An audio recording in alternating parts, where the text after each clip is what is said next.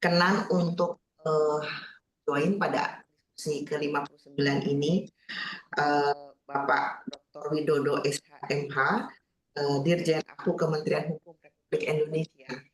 Dan narasumber yang kedua adalah Bapak Yudi Latif PhD, cendekiawan dan pakar aliansi kebangsaan. Terus terang, saya tuh sudah minta cukup lama kepada Pak Yudi Latif supaya kita bisa dikasih pencerahan jadi notaris yang berwawasan kebangsaan. Gitu ya, Kang ya. Saya akan ini dulu nih Pak Dirjen sepertinya sudah hadir. Jadi sebelum mulai biasanya kita akan tayangkan video bump supaya teman-teman yang ikut di dalam Zoom ini bisa mengetahui tata tertib untuk diskusi ini. Silakan.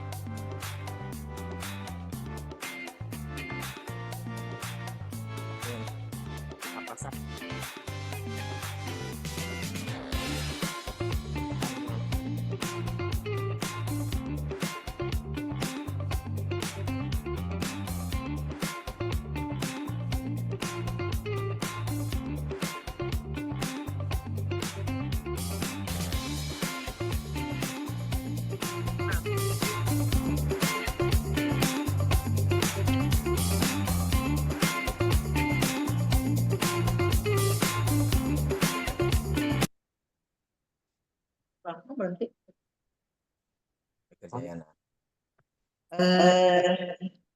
Waktu berlalu sangat cepat. Tak terasa kita sudah berada di penghujung tahun 2024. Tahun 2024 benar-benar terasa seperti roller coaster ya. Begitu banyak perubahan terjadi. Usainya pemilu 2024 menjadi awal dari perubahan sistem pemerintahan di Indonesia. Dengan adanya pergantian presiden dan pelantikan menteri baru, kebijakan di berbagai sektor pemerintahan mengalami perubahan sesuai dengan arah dan kebijakan politik yang berdampak langsung pada hukum sebagai tool of social engineering. Salah satunya adalah perubahan Kementerian Hukum dan HAM menjadi Kementerian Hukum saja.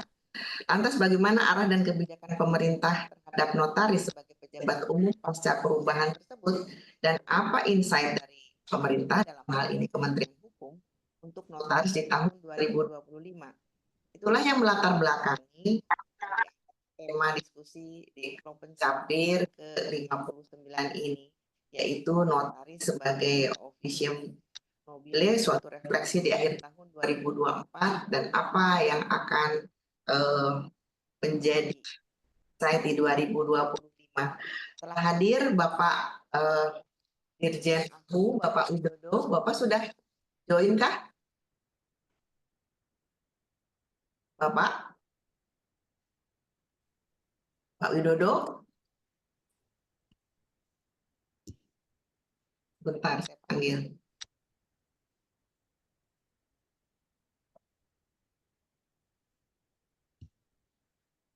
Ini kayaknya teman-teman pada hari ini juga bergabung karena memang ada banyak yang keingin tahunan. Apa sih apa namanya gebrakan dari Dirjen AHU terutama untuk notaris-notaris ini di tahun 2025.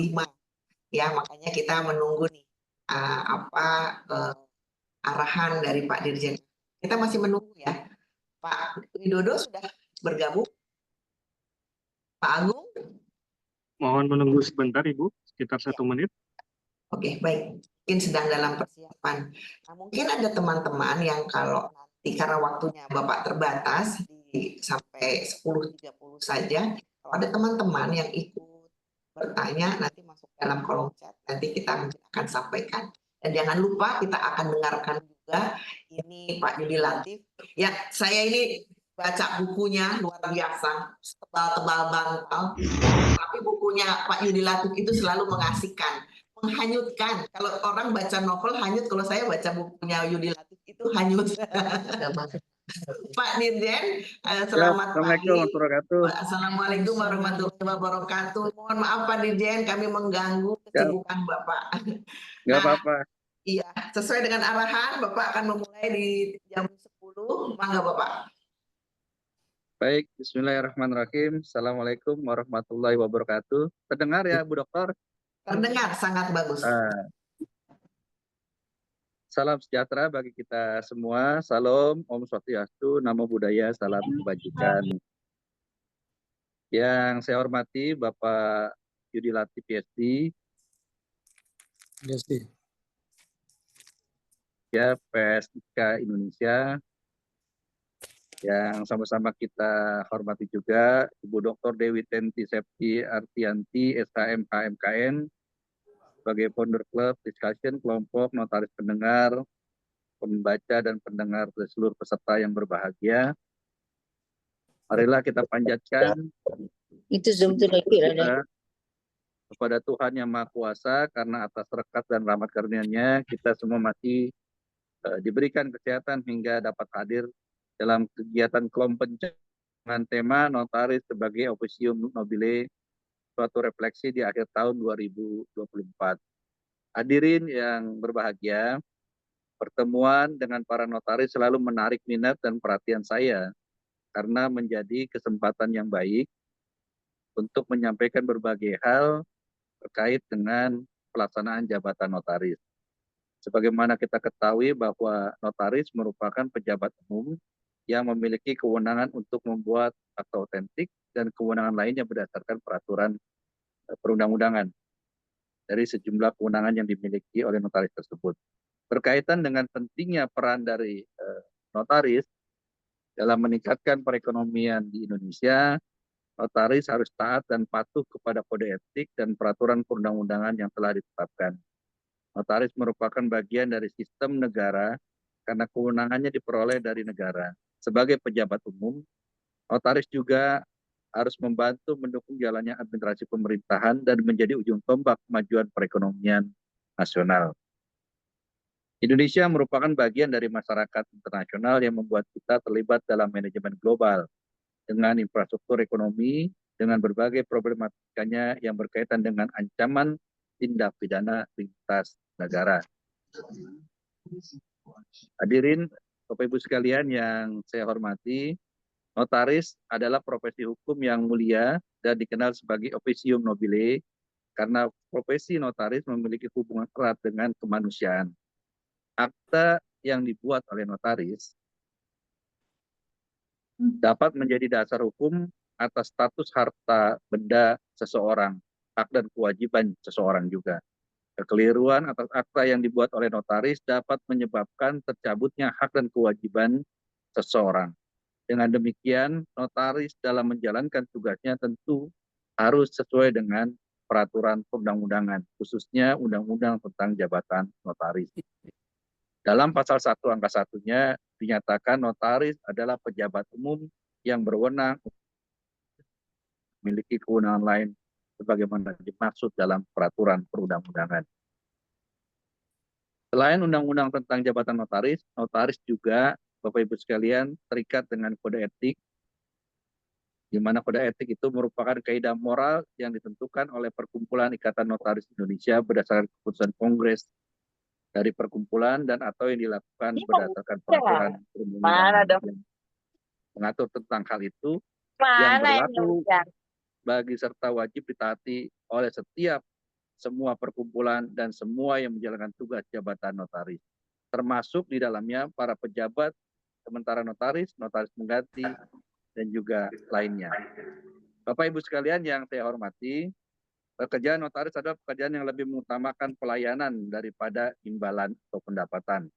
Artinya mengutamakan apa yang harus dikerjakan sebagaimana kewajibannya, bukan berupa bayaran yang harus diterima, dan mengandalkan kepada kepuasan utama adalah kliennya. Seorang profesi dalam bekerja, seorang profesional dalam bekerja tentu harus baik, benar, dan adil. Baik artinya dia harus teliti, benar artinya harus sesuai dengan ketentuan peraturan perundang-undangan dan diakui oleh profesinya yang bersangkutan, dan adil artinya tidak melanggar hak dan kewajiban orang lain. Sebagaimana telah diuraikan di atas, bahwa notaris adalah profesi seperti halnya profesi-profesi lain, yaitu dokter, dosen, sesuai dengan surat pengacara. edaran Direktorat Perhubungan Udara. Mereka adalah Tolong ya teman-teman di mute. yang mempunyai tujuan utama untuk melayani kepentingan masyarakat. Walaupun bukan tujuan utamanya, tentu seorang notaris mereka juga berhak mendapatkan penghasilan berupa honorarium sebagai bentuk penghargaan atau imbalan atas pelaksanaan tugas mereka sebagaimana yang telah ditentukan dalam peraturan perundang-undangan. Bapak, Ibu sekalian, para peserta diskusi kelompok capir yang saya hormati, akta yang dibuat oleh notaris menjadi alat hukum atas status dari harta benda dan hak kewajiban seseorang. Kekeliruan notaris atas akta yang telah dibuatnya menyebabkan tercabutnya hak dan kewajiban seseorang. Bagi notaris dalam menjalankan tugas, sudah tentu harus mengikuti segala aturan-aturan yang perlu dipahami, wajib diimplementasikan. Memberikan pelayanan dengan baik, memuaskan, independen, tidak memberatkan sana-sini para pihak, tentu juga menjadi kewajiban dari notaris. Semua produk yang dikeluarkan oleh notaris, baik itu berupa akte, harus dijadikan produk yang kiranya membuat klien aman. Aman bukan hanya pada saat akta selesai dibuat, tapi juga aman hingga kapanpun juga proses hukumnya selesai. Karena akte notaris ini dibuat merupakan undang-undang bagi para pihak yang membuatnya atau bersepakat. Jabatan notaris mengatur bahwa notaris wajib memberikan jasa hukum di bidang kenotariatan secara cuma-cuma kepada mereka yang tidak mampu. Sejalan dengan ketentuan Undang-Undang Jabatan Notaris dan juga di dalam Kode Etik Notaris pasal 3 ayat 7 disebutkan bahwa notaris wajib memberikan jasa pembuatan akte dan kewenangan lainnya untuk masyarakat yang tidak mampu tanpa memungut honorarium. Bapak, Ibu sekalian yang kami hormati, sebagaimana kita ketahui bersama bahwa dalam Undang-Undang Jabatan Notaris maupun Kode Etik Notaris tidak dijelaskan secara tegas tentang batasan-batasan dan tolak ukur mengenai orang yang tidak mampu tersebut. Jika kita bandingkan dengan ketentuan pasal peraturan pemerintah nomor 42 tahun 2013 yang tentang syarat dan tata cara pemberian bantuan hukum dan penyaluran dana bantuan hukum, di sana sudah diatur dengan jelas mengenai syarat dan tata cara penetapan kriteria orang yang tidak mampu dan mekanisme permohonan bantuannya. Bantuan hukum oleh notaris, Bapak Ibu sekalian, merupakan bentuk tanggung jawab sosial profesi notaris dalam memberikan akses keadilan bagi seluruh lapisan masyarakat. Apabila seorang notaris menolak kewajiban ini, tentu notaris dapat dikenai sanksi administrasi berupa peringatan tertulis hingga pemberhentian tidak hormat. Dalam praktiknya, laporan masyarakat mengenai hal ini belum pernah kami temukan. Kami berpandangan bahwa perlu sosialisasi kepada forum melalui forum diskusi ini supaya kalangan masyarakat dapat tercerahkan.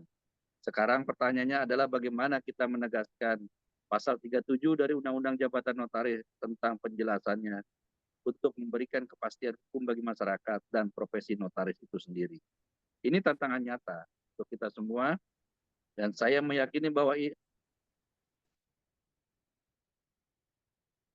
mengapresiasi penyelenggaraan kegiatan diskusi ini. Kami berharap melalui forum-forum diskusi seperti ini dapat menghasilkan masukan yang berharga pada pemerintah dan pemangku kepentingan lainnya dalam pembentukan kebijakan terkait dengan kenotariatan. Komunikasi, koordinasi, dan kolaborasi yang kuat merupakan suatu keharusan dalam membangun ketahanan hukum yang lebih baik dan berkeadilan melalui organisasi profesi notaris dan melalui pelaksanaan tugas dan fungsi notaris itu sendiri. Hadirin sekalian, Bapak Ibu peserta dari fokus group discussion dari kelompok-kelompok capir yang berbahagia, demikian yang bisa saya sampaikan. Saya mengingatkan kepada Bapak Ibu sekalian supaya notaris untuk terus menjunjung tinggi integritas, bertindak jujur, bersama, mandiri, tidak berpihak, dan menjaga kepentingan pihak yang terkait dalam pembuatan hukum. Selamat berdiskusi. Wassalamualaikum warahmatullahi wabarakatuh. Waalaikumsalam warahmatullahi wabarakatuh. Terima kasih Pak, itu remindernya buat kami semua. Mungkin ada beberapa yang harus saya, Pak Yudi Latif sebentar ya, karena Bapak mau. Ya, silakan. Jadi kita dulu ya. Jadi ada beberapa poin yang kita garis bawahi. Bapak mengingatkan lagi bahwa kita adalah pejabat umum, kemudian dalam kedudukannya sebagai pejabat umum itu kita haruslah pada kode etik dan undang-undang dan mendukung pemerintah dan menjadi kepanjangan tangan dari kebijakan pemerintah, gitu ya Pak. Kemudian di sini nih menarik nih, Bapak mau mengarahkan ke pasal 37. Kayaknya memang di pemerintahan sekarang ini harus semuanya bergerak untuk membantu. Seperti misalnya bagi-bagi makanan itu ya Pak ya, ini juga pasal 37. Pasal 37 Bapak bilang mengutamakan pelayanan bukan imbalan, di mana memang ada honorarium, tapi hendaknya honorarium itu tidak menjadi tujuan semata-mata, tetapi ada kayak CSR-nya mungkin ya Pak ya, dari notaris, di mana Bapak merujuk di pasal 37.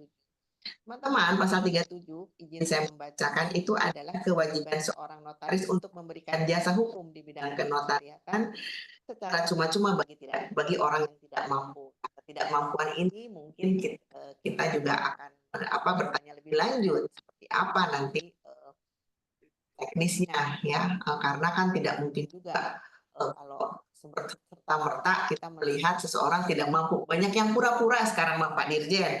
Yeah. Nah, jadi tolok ukur ketidakmampuan itu seperti apa. Kayak kemarin itu lucu, saya ikut simposium koperasi Pak. Katanya gini, sekarang banyak sekali UKM yang skala kecil.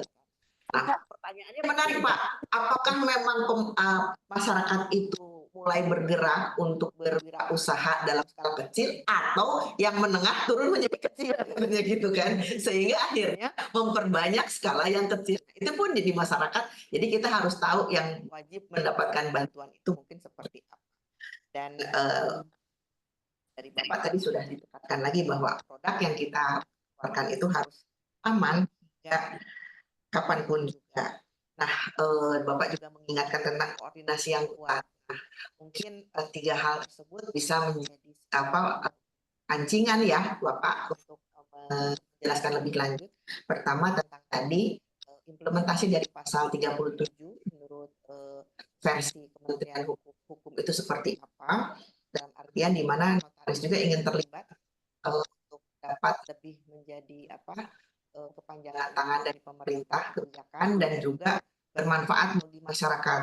Kemudian tentang koordinasi yang kuat, seperti bagaimana Bapak ketahui ada PR ya dari Bapak yang dari Kementerian Hukum yang belum selesai. Kira-kira insight seperti apa dengan organisasi kami ini, karena terus terang koordinasi yang kuat dapat dihasilkan dari sesuatu yang sifatnya solid.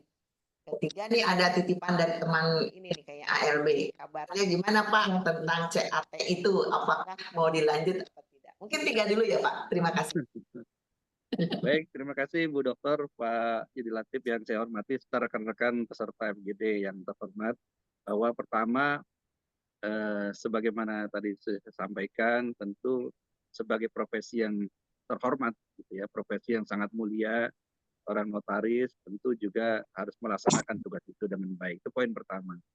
Nah, tentu yang kedua berkaitan dengan sebagai sebuah profesi yang sangat luhur dan mulia, tanggung jawab moralnya itu adalah melaksanakan tugas untuk pelayanan hukum, gitu Bu Dokter. Pelayanan hukum tentu bukan berarti dia sama sekali harus gratis, gitu, tapi dia tentu harus mempertimbangkan bahwa utamaan pelayanan kepada masyarakat, kepada klien itulah yang menjadi basis utamanya. Jadi walaupun dia mendapatkan honorarium atas jasanya itu, tapi pelayanan sesuai dengan ketentuan yang berlaku itu yang paling penting. Kehati-hatian seorang notaris dalam menjaga profesinya itu penting, mengenal kliennya. Yo timbangannya kayak ngono mending kan. Yang Itu yang ketiga, PT. tentu berkaitan dengan tadi disampaikan, ya kita berharap notaris sebagai bagian salah satu aktor dalam mendukung ekosistem kemudahan berusaha, perbaikan perekonomian nasional kita, tentu juga tadi memiliki kewajiban untuk memberikan aspek sosialnya, gitu ya, dapat membantu memberikan bantuan hukum kepada masyarakat yang tidak mampu. Memang ini tentu menjadi hal yang sangat debatable, gitu. Ada undang-undang tentang bantuan hukum sejak tahun 2011 yang lalu. Saya sudah keliling berbagai wilayah di Indonesia dalam sosialisasinya. Selalu masyarakat mengatakan yang dimaksud dengan tidak mampu ini apa, Pak Wid? Apakah tidak mampu secara ekonomi, apakah tidak mampu secara keadilan, aksesnya maksudnya. Karena bagi masyarakat perkotaan yang dimaksud yang tidak mampu, ekonominya tidak mampu. Ya, uang jangankan untuk memproses sebuah proses hukum yang baik dan benar, gitu ya, menyewa membayar notaris, membayar profesi hukum lainnya, gitu. Tapi ada juga mereka yang tidak butuh tentang itu semua, tapi dia membutuhkan akses untuk mendapatkan hak-hak dan kewajibannya dia sebagai seorang subjek hukum. Misalkan masyarakat hukum adat, bagi mereka yang cukup makan dan tempat tinggal saja, gitu. Nah, bagi mereka ini bukan persoalan untuk masuk ke pengadilan dan lain sebagainya. Tapi akses masyarakat tidak mampu bagi mereka itu adalah tidak mampuan dia punya kewenangan, tapi tidak kemudian secara institusional negara menghadirkan hak-hak mereka, misalnya. Nah, inilah memang di beberapa tempat mendapat para kaum akademisi mendapat perbedaan. Tapi tentunya yang dimaksud ketika saya baca risalah dari Undang-Undang Jabatan Notaris ini, yang dimaksud dengan tidak mampu itu lebih kepada penafsiran secara ekonomis, gitu. Artinya benar-benar dia tidak mampu untuk melakukan upaya dia melaksanakan kontraktual ataupun pengurusan akte-akte di bidang notaris. Dan terakhir, terkait dengan organisasi profesi ini, tentunya kita berharap segala perbedaan, segala perbedaan pendapat dan kemudian juga silang sengketa, silang pendapat dan lain sebagainya, tentunya ini merupakan bagian dari khasanah demokrasi kita, dan kita berharap ke depan juga untuk lebih disolidkan lagi. Nah, Pak Pimpinan, Pak Menteri mengharapkan, kita berharap menatap 2025 ke depan supaya lebih guyup lagi. Tadi ada beberapa teman-teman juga menanyakan tentang apakah CAT nanti dilanjutkan lagi ke depan. Arahan Pak Pimpinan, Pak Menteri nanti akan dikembalikan kepada organisasi profesi. Jadi diharapkan mulai tahun depan kalau bisa semua dijadikan bersatu, dan kemudian itu diserahkan kepada organisasi profesi. Tugas kita ini hanya, arahan Pak Menteri, pemerintah hanya untuk memberikan landasan saja untuk dalam hal pengawasan atau pemberhentian. Itu Bu Dokter, ya, terkait 3 hal tadi. Semoga ke depan kita bisa lebih terus berkolaborasi. Terima kasih atas pertemuan forum yang cukup mulia dan berkah ini. Terima kasih juga Pak Dr. Yudi Latif yang sudah berkenan hadir, dan kita pemerintah terus mengupayakan agar kegiatan-kegiatan pertemuan-pertemuan seperti ini terus digalakan, dan semoga semakin erat hubungan kita, pemerintah, kemudian notaris, dan teman-teman pemangku kepentingan lainnya. Saya mohon izin Ibu Dokter tidak bisa sampai selesai karena ada tugas mendadak dari Pak Menteri untuk Pak Dirjen, izin Pak Dirjen. Gitu. Demikian, Ya. terima kasih. Assalamualaikum warahmatullahi wabarakatuh. Dengan Iya. senang hati, Bu Dokter, nanti kalau ada usulan, masukan, ataupun catatan disampaikan Pak, kepada Direktur Pak, Jenderal aku. boleh, Ya. Pak boleh nggak jawab pertanyaannya banyak sekali yang untuk CAT ini gimana Pak? Apakah mau diselesaikan oleh Direktur Bapak sebagai Dirjen AU ataukah nanti nunggu bersatunya lagi organisasi nih? Satu aja lagi sebelum Bapak Lim. Ya, tadi seperti saya sampaikan di agenda yang ketiga tadi, arahan Pak Menteri supaya segera semua ini dalam waktu akhir 2004, 2025 ini awal harus kemudian connecting jadi satu semua. Nanti setelah itu diserahkan kepada organisasi profesi. Jadi pemerintah ke depan diharapkan tidak lagi ingin mengurusi internal rumah tangga kebutuhan profesi dari baik pimpinan maupun anggota. Silakan diatur rumah tangganya sendiri. Kita hanya membantu sebagai mitra untuk pengesahan legalitas pengangkatan, pemindahan, atau mungkin dalam hal proses penegakan kode etik yang lainnya gitu. Jadi itu yang disampaikan oleh Pak Menteri. Karena itu saya berkali-kali dari kemarin dengan teman-teman semua pegiat notaris, baik itu dari kelompok capir, dari teman-teman akademisi yang kemudian care dengan organisasi notaris, kemudian juga para pihak yang mungkin juga berada dalam ranah organisasi profesi yang sekarang ada, saya sampaikan pesannya Pak Menteri gitu, karena Pak Menteri sangat sayang kepada organisasi ini, sayangnya ya melebihi kami juga sebagai Dirjen Agung juga sangat sayang. Kenapa?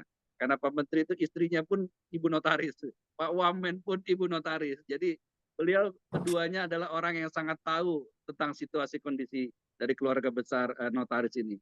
Jadi demikian mungkin Bu Dokter, sekali lagi saya mohon izin, mohon maaf atas Sampaikan mungkin salam kami kehilafan kepada Ibu berkata Menteri.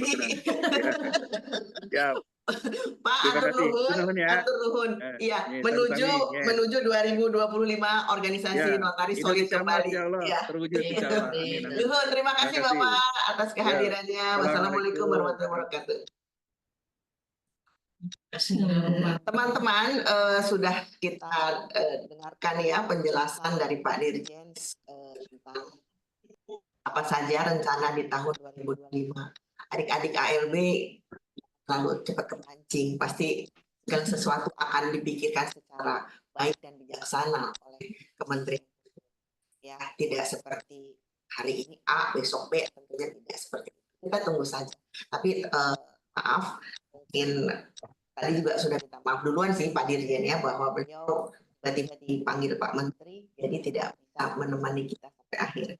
Tapi sesuatu insight yang mengagetkan, tapi juga menyegarkan bahwa kita memang harus solid biar lebih kedengeran ya suaranya.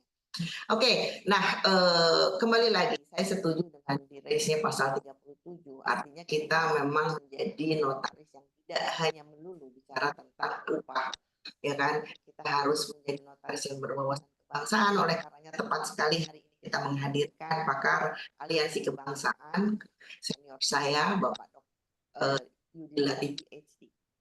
Kang Yudi, di halaman 476 akan menyampaikan bahwa pendekatan berorientasi proses kerap diasosiasikan dengan pemikiran dari Robert Dahl dan menggariskan 5 kriteria minimum agar suatu negara bisa dianggap demokratis.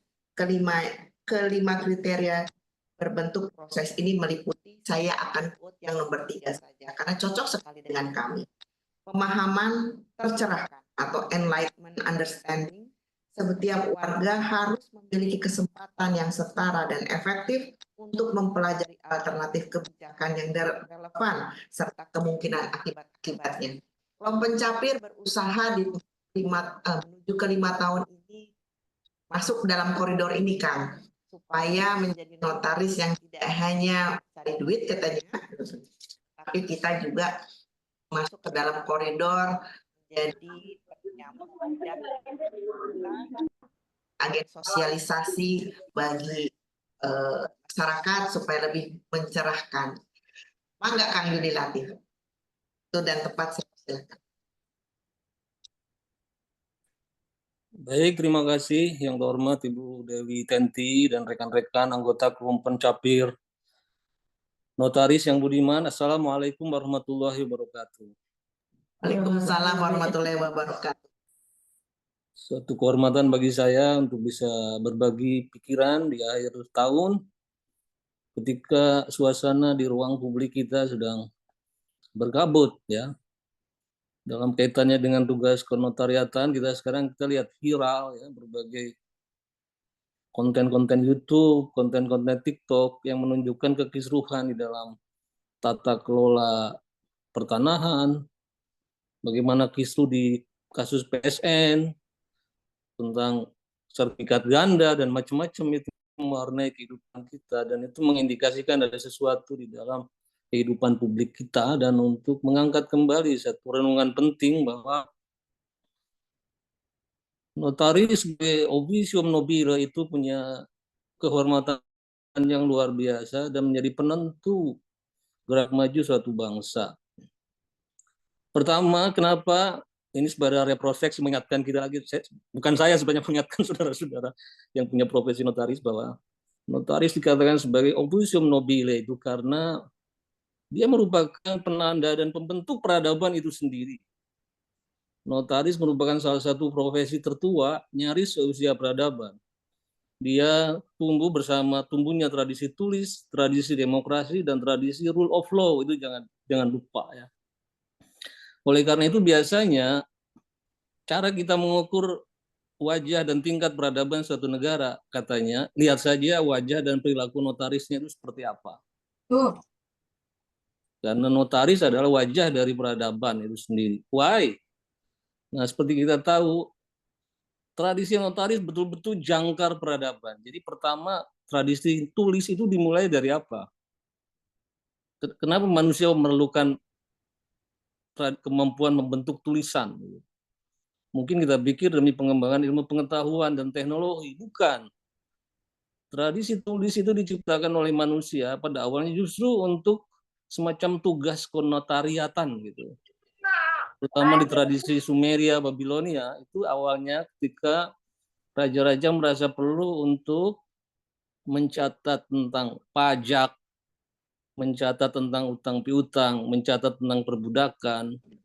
Untuk itu semua tulisan itu mulai diciptakan. Ya, jadi tulisan itu untuk mencatat pajak, mencatat budak, mencatat utang piutang. Itu awal munculnya tulisan yang notabene menjadi awal mulanya peradaban itu. Yang kedua, tradisi demokrasi juga terkait dengan tradisi tulisan ini. Sekarang kalau kita bicara demokrasi, biasanya kita sudah terlalu lama dicekoki oleh pikiran-pikiran gatok gitu ya, yang mengatakan demokrasi itu berasal dari kata demos kratos di Athena. Demos artinya pemerintahan, kratos itu rakyat.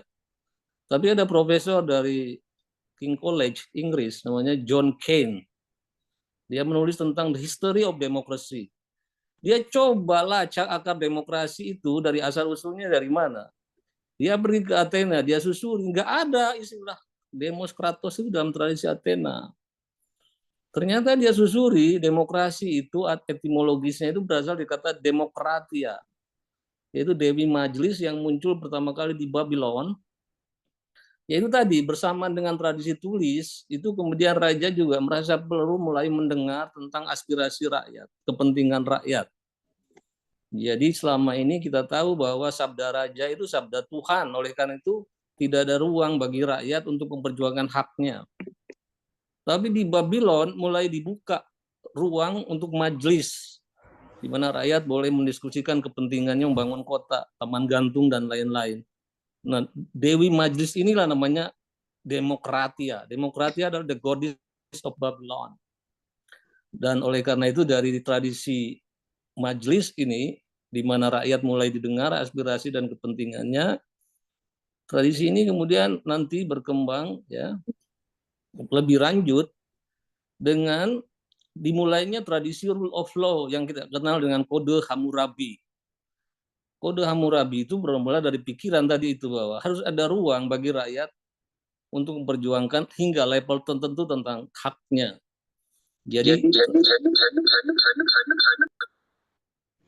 Jadi mulai ada aspirasi rakyat yang didengar, ya, kemudian dituliskan dalam kode-kode hukum awal. Ya. Nah, oleh karena itu demokrasi bertaut dengan namanya nomokrasi. Itu bermula dari tradisi Sumeria, Babilonia. Rakyat, kepentingan rakyat, mulai dari pemilikan dan lain-lain mulai dicatat dan mulai membentuk semacam korpus hukum.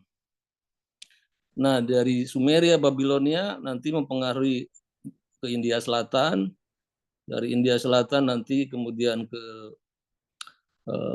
Punisia itu sekarang Babylon, Lebanon, kemudian masuk ke kota-kota di Athena. Jadi kota-kota di Yunani, ya, dari ke Yunani nanti mempengaruhi mempengaruhi Romawi, dan tradisi notaris mulai lebih dilembagakan pada masa Romawi, yaitu 2 tahun sebelum Masehi gitu.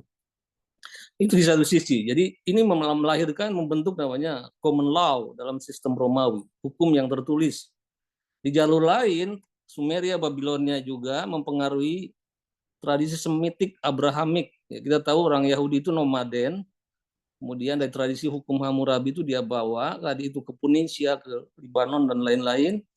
Nanti memengaruhi tradisi dari Yahudi turun ke Kristen dan ke Islam.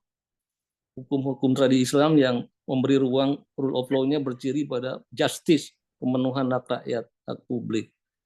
Kristen itu selain terpengaruh oleh kode-kode hukum Hammurabi dan Yahudi, juga terpengaruh oleh kode Romawi, karena kekristenan dibangun pada awalnya terus itu dikembangkan di Romawi kan. Oke. Jadi singkat kata yang saya katakan, tradisi notariat ini menjadi satu penanda peradaban. Dia bangkit bersama tradisi tulis, tradisi demokrasi, tradisi rule of law.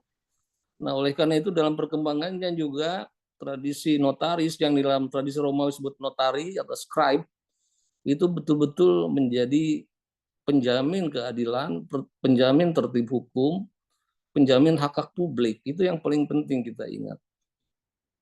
Oke, itu yang pertama. Kenapa dia menjadi betul-betul officium nobile, karena dia sebagai penanda peradaban gitu. Dengan tugas untuk menjamin justice, menjamin right, menjamin berbagai kepastian hukum di satu negara. Meskipun pada mulanya dia menjadi bagian organik dari negara, tapi nanti setelah era pencerahan di Eropa, tradisi notaris ini merupakan ekstensi lah dari negara gitu. Tapi tidak langsung secara organik di dalam bentuk institusi negara, tapi dia diakui sebagai legitimasinya oleh negara sebagai bentuk akta-akta yang mengikat, ya, dengan sejumlah prasyarat-prasyaratnya yang tidak perlu lagi saya katakan itu.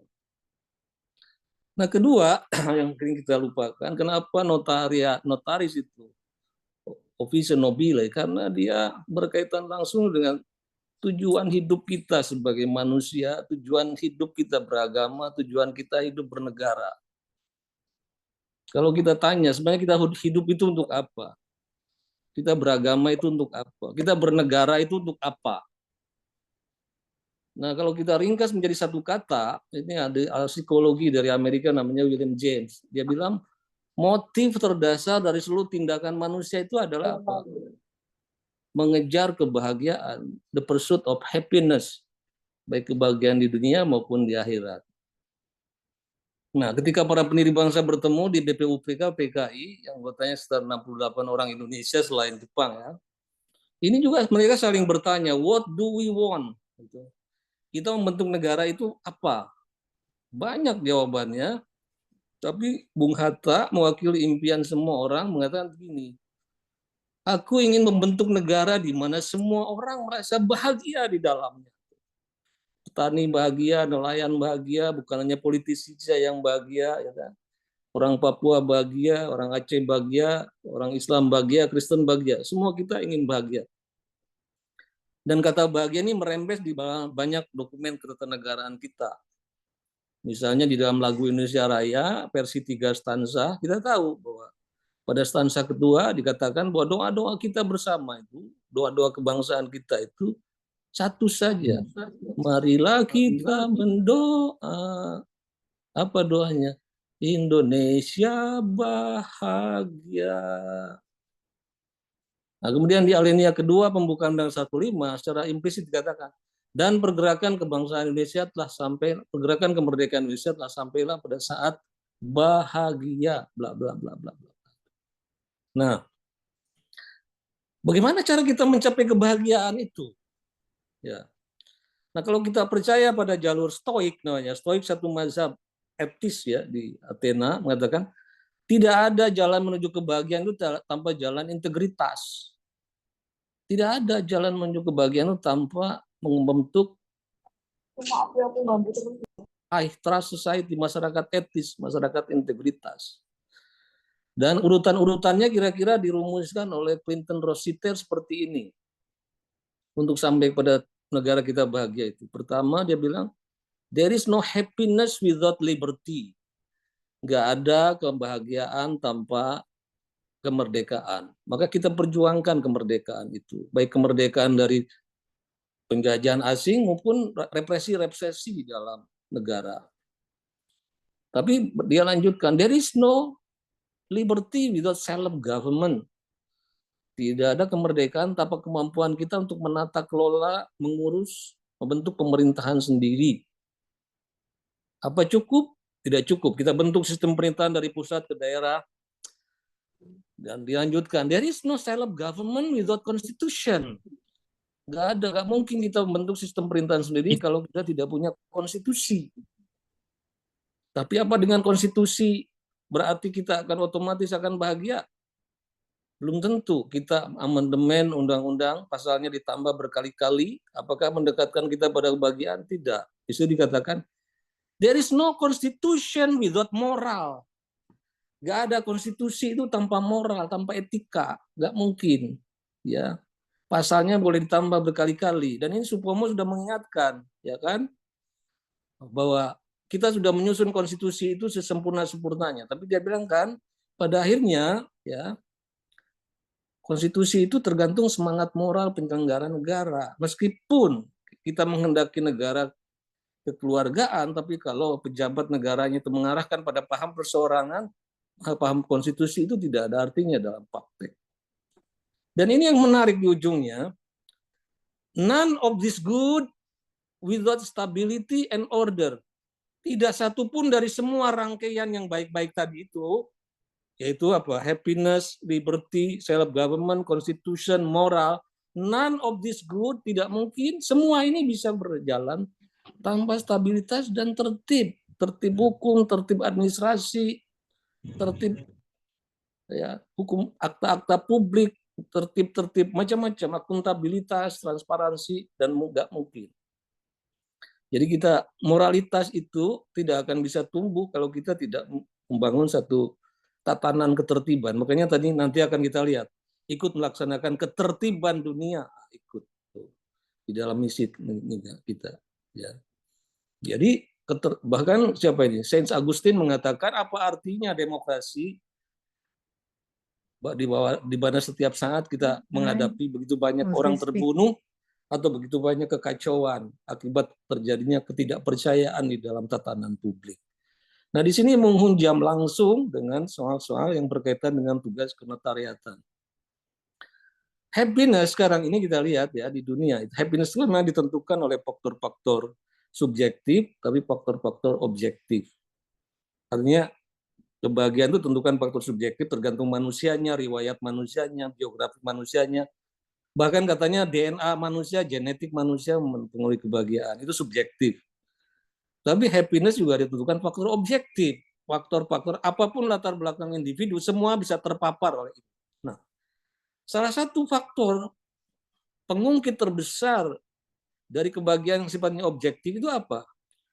Yaitu high trust society dengan pelayanan publik yang baik dan stable demokrasi itu betul-betul menjadi pengungkit kebahagiaan tertinggi. Jadi high trust society yaitu masyarakat yang di mana rasa saling percaya kuat, rakyat pada pemerintahnya percaya, antar lembaga pemerintahan percaya, kemudian pemerintah pada rakyatnya simpati ya. Situasi high trust society yang dibuktikan oleh pelayanan publik yang baik, good governance, dan stable demokrasi itu betul-betul pengungkit kebahagiaan objektif yang terbesar. Makanya negara-negara dengan indeks kebahagiaan tertinggi itu negara-negara Skandinavia terutama, yaitu negara-negara welfare state dengan high trust society gimana tidak trust society di Denmark itu, ibu-ibu itu bisa menaruh bayinya itu di halaman kafe gitu, biasa saja, dibiarkan aman-aman saja. High trust society, good governance, pelayanan publik yang baik yang dibuktikan oleh bukan saja pada bagaimana sikap pelayan publik, pemerintah melayani publiknya, tapi juga oleh segala bentuk aparatur yang terkait dengan itu, yang berkaitan dengan kepentingan publik, itu betul-betul membuat rakyatnya itu bahagia gitu. Nah, itu ya. Jadi yang kedua, jadi kenapa notaris merupakan officium nobile yang sangat penting, karena dia berkaitan langsung dengan pencapaian kebahagiaan hidup. Ada law and order, ada pelayanan publik yang baik, ada transparansi, ada accountability, ada kejujuran, ada keterpercayaan. Itu merupakan betul-betul penjamin dan penopang demokrasi yang sangat besar gitu. Nah, untuk itu, supaya kita agak serius, saya mau share screen. Kalau begitu, bagaimana cara kita menjadikan profesi notarias ini benar-benar sesuai dengan kerangka kita untuk memajukan peradaban dan kerangka kita untuk memajukan kebahagiaan Indonesia, baik secara makro maupun mikro. Pertama, kita harus mengenal ekosistem ya. Dulu mana di sini kita. Kita harus mengenal ekosistem di mana para notaris itu bekerja. Kita tidak bekerja di ruang vakum.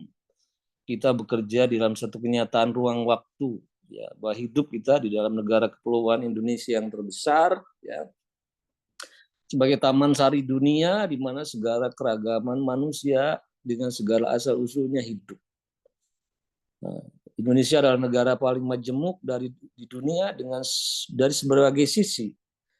Kalau kita lihat Pancasila, maka kita lihat Indonesia itu majemuk. Sila pertama menggambarkan keragaman agama dan keyakinan. Sila kedua menggambarkan keragaman asal-usul manusia, ras. 3 rumpun besar ras di dunia, semua ada anak cucunya di Indonesia. Ras Mongolo, ras Negroid melahirkan anak-anak Melanesoid, ras Mongoloid, Melayu dan Cina, dan Kaukasoid, Arab, Eropa, dan lain-lain. Kemudian sila ketiga menggambarkan keragaman etnik. Kita adalah negara multi etnik terbesar di dunia dengan lebih dari 500 etnik group. Sila keempat, kita juga negara dengan multi partai yang sangat kompleks. Mungkin negara kedua setelah India dengan jumlah partai politik terbanyak. Tapi India kan federal, jadi wajar ya partainya banyak karena ada partai lokal. Mungkin Indonesia negara kesatuan dengan jumlah partai terbanyak.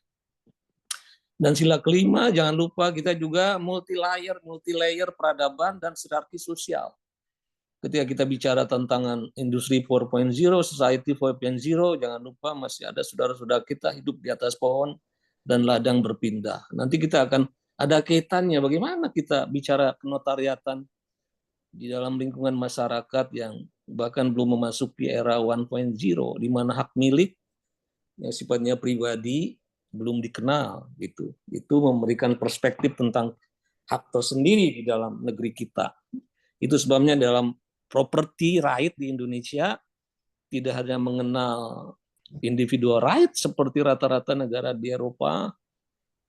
Kita juga tidak hanya mengenal collective right atau dalam bentuk state ownership seperti dalam negara-negara komunis, tapi kita juga memiliki namanya communal right seperti dalam adat, ya, koperasi termasuk, dan lain-lain itu. Oke. Nah, sekarang bagaimana kita membangun satu tertib hukum, tertib administrasi, tertib kehidupan di dalam masyarakat majemuk? Tantangannya adalah kita harus membentuk adalah common ground, titik temu. Ya, kita tidak mungkin ya.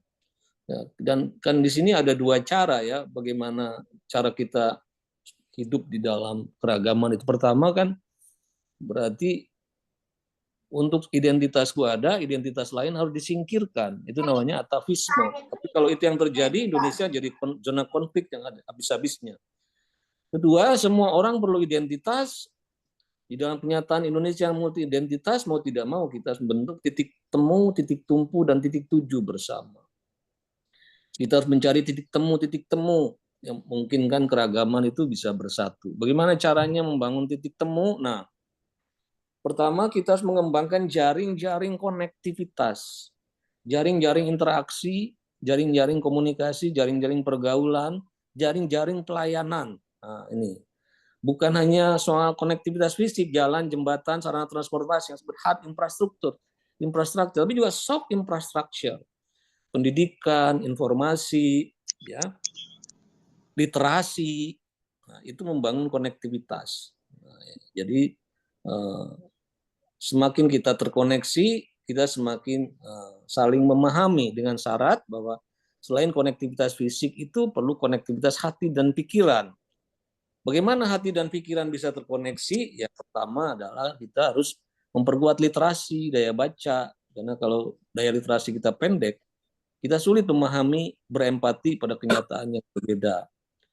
Kedua, kalaupun tidak kuat literasi, kita harus memperluas ruang-ruang perjumpaan.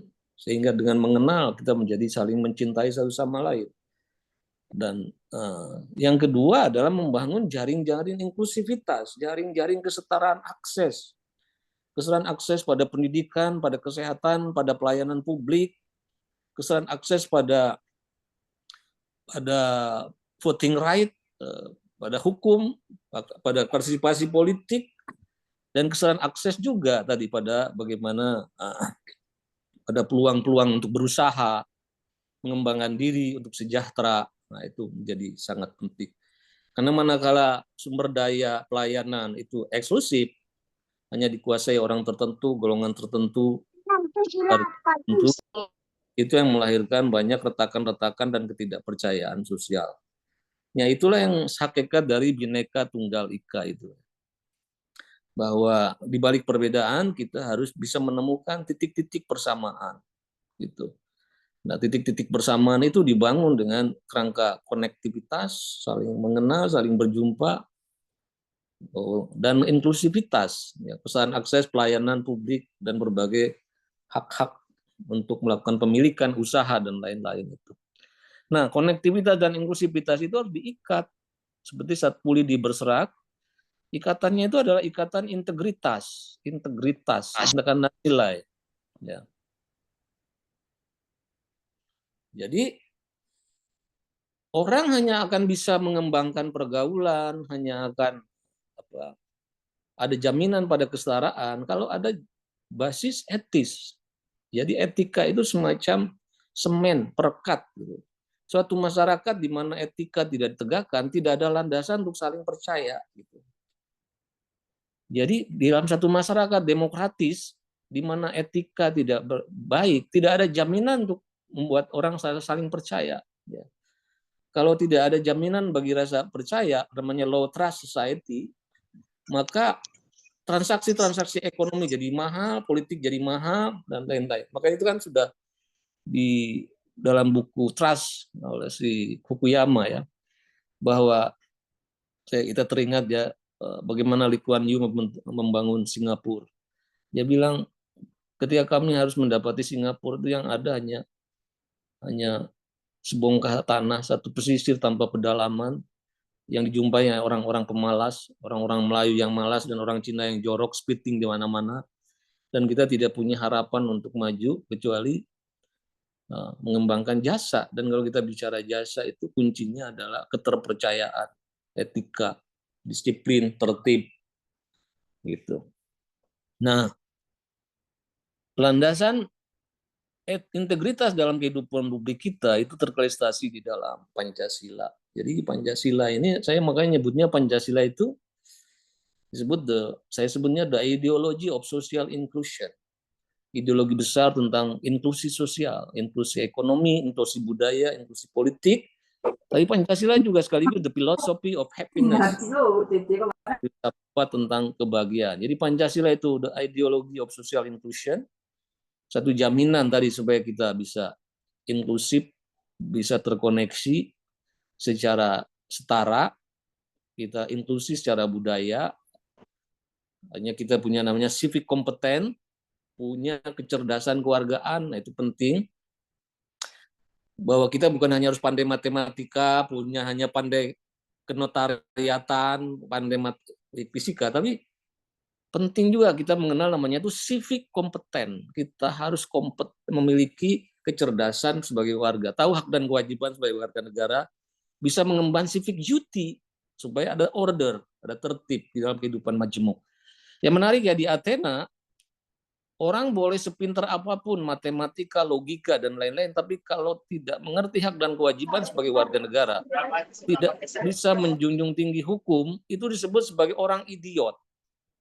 Jadi istilah idiot yang sering sekarang kita gunakan untuk menunjuk keterbelakangan mental, justru asal-usulnya dinisbatkan sebutan pada orang yang tidak ngerti hukum, tidak bisa mengemban civic duty, tidak tahu hak dan kewajiban sebagai warga negara. Maka yang pertama, kita membentuk budaya kewargaan yang inklusif itu. Kedua, kita perlu tata kelola yang inklusif, ya, termasuk pelayanan publik yang inklusif. Makanya di dalam satu prasyarat notaris itu kan imparsial, melayani siapapun tanpa pandang bulu, independen, profesional, ya, menjaga kerahasiaan, itu dalam rangka tata kelola yang inklusif. Biar bisa diakses oleh siapapun tanpa pandang bulu, dia imparsial, tidak boleh berpihak pada siapapun. Yang berikutnya, kita juga harus equal, ya, harus inklusif secara ekonomi, ya.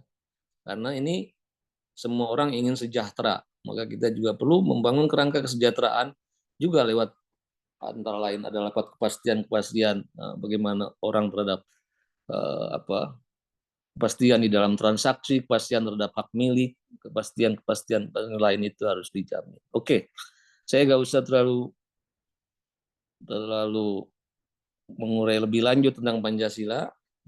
Nah, jadi syarat untuk bagaimana kita beroperasi dalam satu masyarakat majemuk Indonesia, pertama kita perlu jaring konektivitas dan inklusivitas diikat oleh ikatan nilai integritas berdasarkan Pancasila.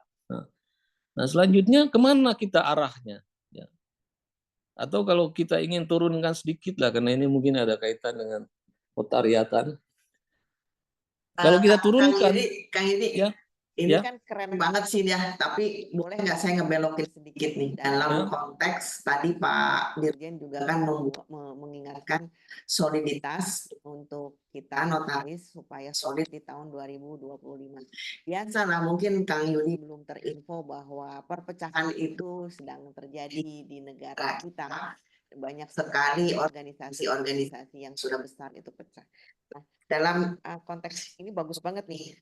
Dalam perbedaan kita harus mengenal kesamaan. Kalau kita sambungkan dengan keadaan di negeri ini yang lagi memang pengen mendua mentiga itu gimana? Apalagi ini kita ngomongin moral publik nih, gimana? Iya, jadi tadi saya katakan bahwa di dalam membentuk common ground itu, titik temu itu perlu ada jaminan integritas, jaminan moral, ya, di mana di dalamnya ada kepastian hukum, etika dijunjung tinggi, ya. Kemudian juga ya kode etik kita perhatikan secara baik, karena tadi itu etika adalah semen perekatnya dalam satu negara di mana hukum etika tidak bisa dikembangkan, tidak dijalankan secara baik, tidak ada landasan saling percaya itu. Nah, caranya bagaimana? Nah, ini inti moral publik dari Jonathan Haidt ini menarik. Kalau kita ingin memperkuat integritas, dan ini sejalan juga dengan Pancasila, ada 6 moral publik yang harus kita kembangkan itu. Pertama, kita harus mengembangkan nilai-nilai kepedulian. Kepedulian artinya kita harus bisa lebih besar dari diri sendiri.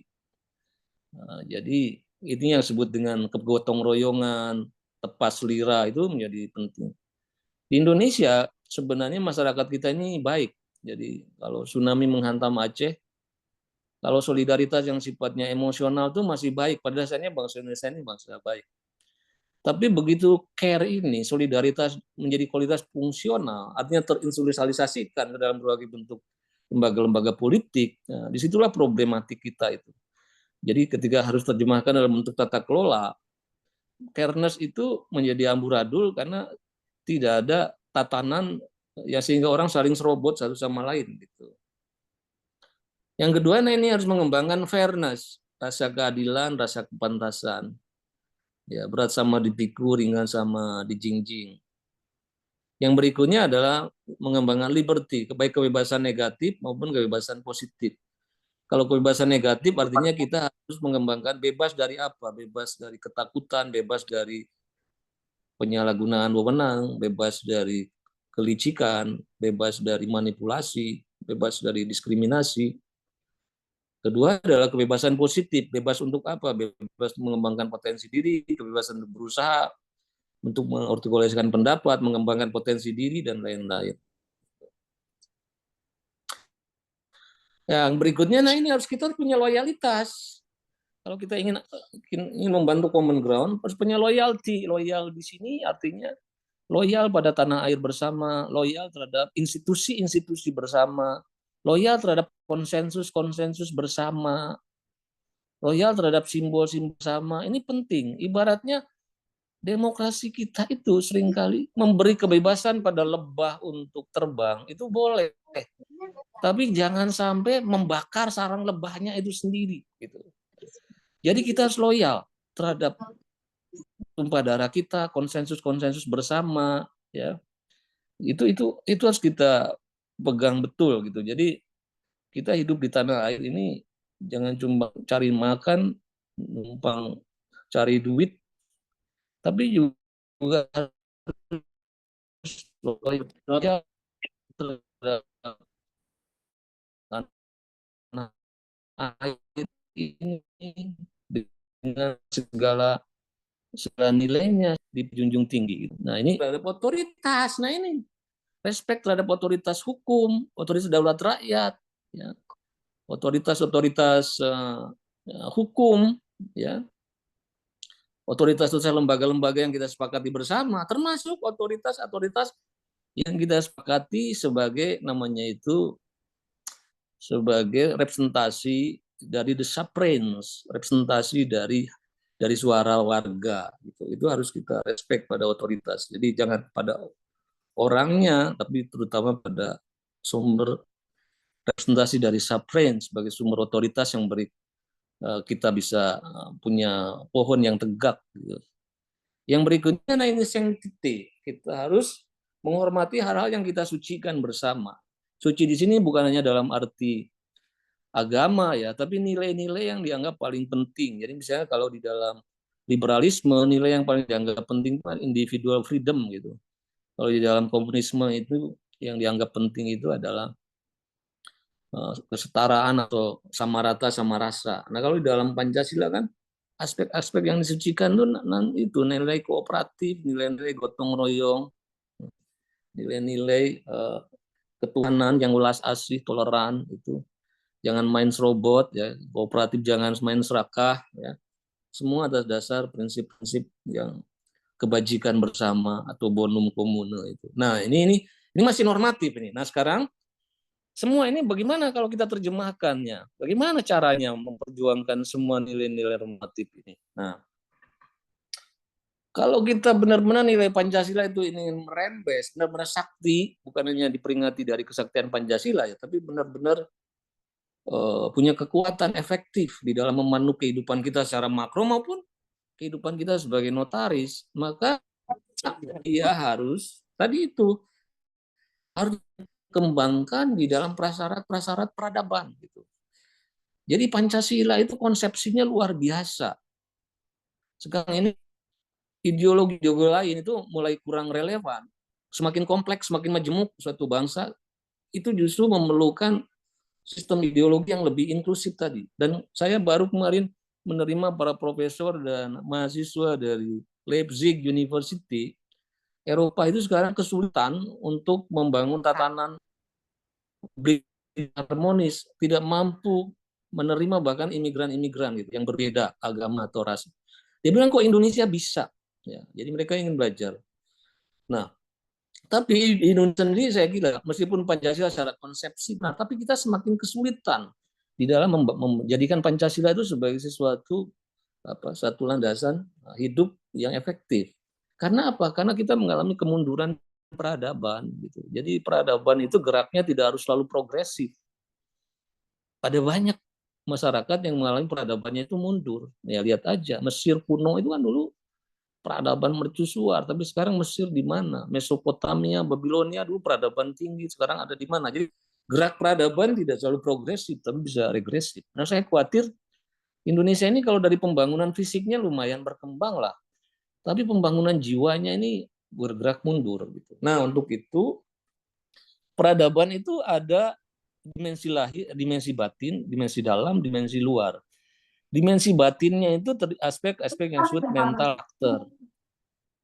Ya kita sebut saja aspek tata nilai.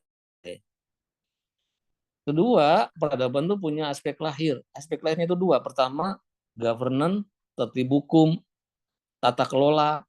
Nah, itu adalah institusi. Nah, itu. Yang kedua adalah aspek material, teknologikal, tata sejahtera.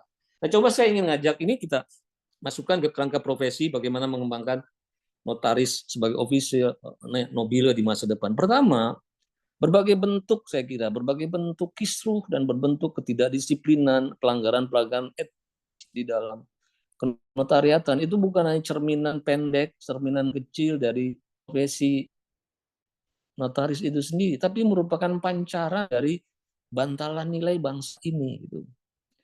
Bahwa aspek nilai sebagai sistem makna dalam bangsa ini sudah rapuh. Nilai itulah yang membentuk makna hidup. Nah, manusia itu nilai itu terpancar paling tidak pada 4 hal. Pertama, makna hidup itu bernilai kalau kita tahu mana yang baik dan buruk. Nah, itu jadi nilai etis. Kedua, makna hidup itu bernilai kalau kita tahu mana yang benar dan adil. Nah, itu nilai logis atau nilai ilmiah. Ketiga, makna hidup itu berarti kalau kita tahu mana pantas dan tidak pantas. Itu nilai estetik. Keempat, mana hidup itu bernilai kalau kita tahu mana yang maslahat, mana yang mudarat. Itu nilai pragmatis gitu. Nah, kita lihat di Indonesia itu kita lihat nilai etis sekarang ini pudar, nilai ilmiah, nilai logis juga parah. Nilai kepantasan juga ampun. Jadi apa pantas? Seorang politisi yang seumur-umur di lobi-lobi politik tiba-tiba harus menyandang gelar profesor gitu. Itu nilai kepantasannya itu payah. Dan kemudian nilai maslahat, nilai guna sesuatu itu, berguna atau tidak. Ngapain sih kementerian itu sampai harus menterinya di atas 100 orang gitu, sampai tiap menteri itu ada sekian wakil menteri di saat ketika negara ini defisit anggaran gitu. Itu kita nggak ngerti nilai maslahat itu gitu. Nah, masalahnya di dalam ini berarti masalah kita kan gini, rusaknya tata nilai kita itu juga, kita ini kan katanya ada 3 budaya etika. Pertama budaya namanya guilt culture, budaya rasa bersalah. Jadi menurut budaya ini, seseorang bertindak etis itu bukan apa kata orang, gitu, tapi apa kata lentera nurani sendiri. Kalau orang berbuat sesuatu yang dirasa melampaui batas, lentera hatinya tuh merasa bersalah. Kalau dalam agama Islam tuh namanya ihsan. Jadi udah pengawasan melekatnya udah di dalam nuraninya sendiri. Arate kalau Aristoteles. Jadi orang berbuat etis itu bukan apa kata aturan, apa kata hukum, apa kata orang lain, tapi atas dasar lentera nuraninya yang terasah, terbudayakan sejak kecil. Jadi mungkin ini kali yang kata Jeremy Bentham, the greatest happiness for the greatest number. Kalau menterinya banyak kan jadi banyak number yang happy. Iya, tapi justru yang dilayaninya makin sedikit nanti manfaatnya untuk yang dilayani. Oke ya. Yang kedua adalah shame culture. Orang berbuat etis karena rasa malu, apa kata orang, apa kata dunia. Tapi saya lihat sekarang orang ditangkap KPK pakai baju orange, enggak terpancar rasa malu di wajahnya. Itu berarti shame culture kita masalah. Yang ketiga namanya baru fear culture. Kalau fear culture orang berbuat etis karena takut pada hukum dunia atau hukum akhirat. Itu pun sekarang kita takut terhadap hukum dunia, apalagi sudah tidak ada. Hukum pada akhirat sudah tidak. Jadi kita mengalami kerusakan tata nilai yang amat serius. Jadi maksud saya, kalau ada masalah di dalam praktek-praktek kenotariatan itu bukan hanya aspek-aspek teknikal di dalam proses kenotariatan, tapi kita itu basis bantalan nilai kita memang rapuh gitu. Maka kita memerlukan, nah ini pendidikan nilai, educating karakter, ini satu inti. Sayangnya di Indonesia, educating karakter, educating values, dianggap pelengkap penderita saja dari pendidikan kognitif. Makanya belum apa-apa kan Menteri Pendidikannya kemarin kan gelisah. Akan mulai mengajarkan matematika dari tingkat PAUD gitu. Come on. Yang penting itu di tingkat PAUD itu belajar menjadi manusia baik. Ya, belajar respek, belajar antri, belajar buang sampah pada tempatnya, belajar fair dengan play gitu. Nah, kata Aristoteles, kalau kata Ki Hajar ya, pendidikan itu harus membuat orang mengerti, merasa dan melakukan. Tapi dalam pendidikan nilai dia kan prosesnya balik. Melakukan, merasakan dan mengerti. Karena nilai itu, etika itu kan practical wisdom, arate. Jadi nggak bisa cukup dihafal. Nah sayangnya pendidikan Pancasila kita justru jatuhnya di hafalan gitu. Mestinya dia itu kayak merenang, pendidikan berenang. Kalau orang ngedidik merenang nggak bisa dimulai dengan teori renang. Renggangkan kaki, gayuhkan tangan, nggak bisa. Umur-umur nggak, mampus nggak akan bisa berenang gitu. Cara terbaik mengajar berenang ya dijorokin ke kolam renang. Di kolam renang itu anak mulai feel, merasakan air, merasakan ngambang, ngelelep, baru ujungnya dikasih teori, gaya kata, gaya kupu-kupu, dan lain-lain. Jadi, sekali lagi, apa yang terjadi di dalam level tertentu pelanggaran etika di dalam kasus notariat dan profesi lain itu membuat kita harus memperkuat kembali basis pendidikan nilai secara umum yang diabaikan selama ini. Basis etis inilah kita mengalami satu betul-betul ya, mengalami gejala rabun etika yang amat serius. Moral literasi ini menjadi literasi yang paling gawat di negeri ini sekarang. Dan itu membuat kita harus di level pendidikan, kita mulai pendidikan formal, non formal, informal, di sekolah, keluarga, dan komunitas, itu harus pendidikan nilai dianggap penting. Bagi level profesi, notaris sendiri, nah ini kode etik harus diperkuat. Harus ada juga komite etik yang harus menegakkan disiplin profesi itu. Makanya dulu saya pernah diminta, sebenarnya sayang ini, saya diminta merancang RUU induk tentang etika publik. Sayang yang ngambil inisiatifnya itu DPD, padahal saya udah serius banget membuat RUU induk etika publik itu. Jadi setiap instansi, setiap profesi itu harus punya, selain punya kode etik, punya komite etik. Nanti komite etik itu cuma 2 jenjang saja. Dia bisa banding 1 kali. Nah, nanti sebenarnya kayak komite yudisial. Komisi yudisial itu cukup jadi, sekarang ini kan hanya mengawasi hakim agung, hakim gitu. Nah, nanti sebenarnya komite yudisial itu bisa kita kembali menjadi semacam, kalau Mahkamah Konstitusi kan court of law gitu. Kalau komisi yudisial nanti jadi code of ethics gitu. Dia menjadi final and binding ketika di situ pengadilan tertinggi etika. Tapi anyway, ini kode etik harus ditegakkan, dan untuk menegakkan kode etik itu profesi notaris harus membentuk komite etik.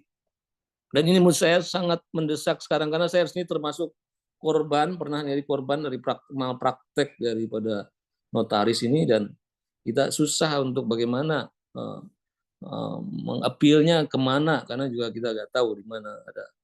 Apa katanya kasusnya, Pak? Nanti itu saya ungkapkan ya, kasus jual beli tanah sih. Oke, yang berikutnya adalah, nah tapi semua itu, morality itu need institution, perlu tata kelola. Tata kelolanya nih sebenarnya di Indonesia ini sudah moralnya, pendidikan moralnya, basis moralnya ini, terus tata kelolanya kan amburadul. Dia ada tata kelola demokrasi, tata kelola pemilu, tata kelola kenegaraan. Kelemahan terberat kita itu ada tata kelola. Padahal seperti kata si Darren Acemoglu dan James Robinson, apa yang membuat negara itu maju dan mundur itu bukan karena sumber daya alamnya dan lain-lainnya, bukan karena ekosistem, topografi dan lain-lain, tapi tata kelolanya, governance, institusi yang membentuknya itu. Kita ini dan tidak pernah belajar gitu. Tata kelola pemilu kita dibikin rumit luar biasa. Tiap pemilu kita cetak lagi keropak suara baru dan lain-lain. Bisa nggak kita misalnya bentuk satu tata kelola dan menggunakan sekarang apa e-government gitu. Misalnya India itu jumlah penduduknya lebih 1 miliar, tapi modal demokrasinya murah karena di sana meskipun tingkat buta hurufnya lebih tinggi dari Indonesia, tapi tata kelola pemilunya dibikin simpel, yaitu dengan e-voting. Jadi cukup dengan e-voting, tidak perlu ada saksi yang banyak, tidak perlu kelopak suara, asal punya sidik jari, dia bisa memilih dan prosesnya jadi cepat, murah. Ya, menarik ya kemarin di Filipina mulai menggunakan e-voting itu, meskipun hasilnya kita nggak tahu lah. Tapi yang pasti sistem e-voting yang dikembangkan di Filipina itu dikembangkan oleh ahli IT dari Indonesia gitu. Jadi secara teknis kita tuh bisa ya, membentuk pemilu murah itu. Tapi kalau kita kan prinsipnya selagi bisa dipersulit, kenapa harus dipermudah gitu. Nah prinsip ini merembes di banyak profesi juga, bukan hanya profesi birokrasi yang langsung di dalam kantor-kantor pemerintah di mana rantai birokrasi jadi rumit ya. Tapi termasuk juga di dalam tata kelola profesi-profesi itu masih amat rumit gitu. Nah mungkin ke depan profesi notaris ini juga harus menggunakan seiring dengan perkembangan teknologi penggunaan sistem elektronik ya, sistem digital untuk bagaimana berbagai hal itu bisa diakses secara lebih transparan. Memang mungkin sekarang kalau sertifikat saya lihat mulailah ada perkembangan ke arah sana, tapi menurut saya lebih dari sekedar sertifikat. Bagaimana kita bisa mengecek ke depan itu misalnya tanah ini apa ganda atau tidak, tanah ini statusnya bagaimana. Notaris nggak usah pusing-pusing, itu sudah bisa diakses. Sudah bisa diakses secara digital dan bisa diverifikasi.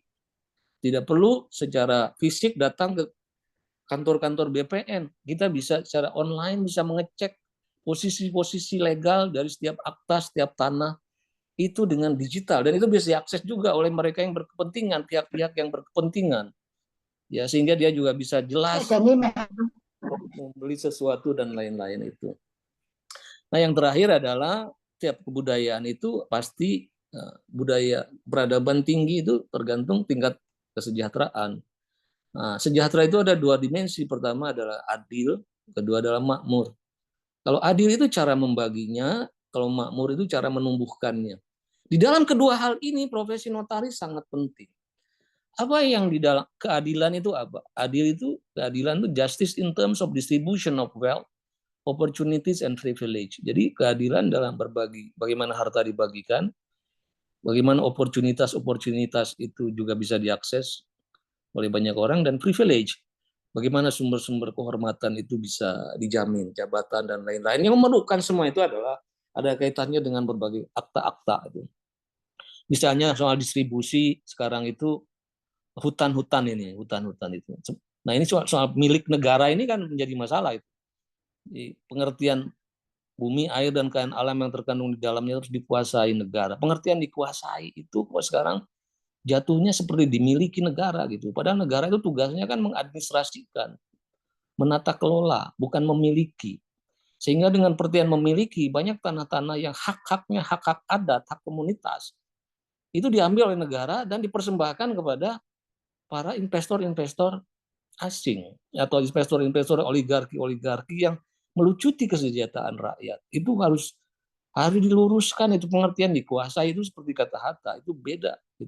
Dikuasai itu ada. Nah, pengertian dalam bahasa Indonesia, kuasa itu bisa power, tapi kan bisa juga menguasai itu juga menguasai itu misalnya saya menguasai bacaan Al-Qur'an, saya menguasai artinya kita punya capacity untuk mengatur, capacity untuk menata kelola sesuatu, itu kuasa. Saya menguasai hitungan algoritma, itu menguasai. Jadi bukan hanya power relation dalam arti negara itu mencengkram itu, tapi bagaimana dia mengurus dan mendistribusikannya sesuai dengan aturan, di mana di dalamnya notaris memainkan peran-peran penting dalam proses distribusi sesuai dengan peraturan-peraturan itu. Nah, jadi itu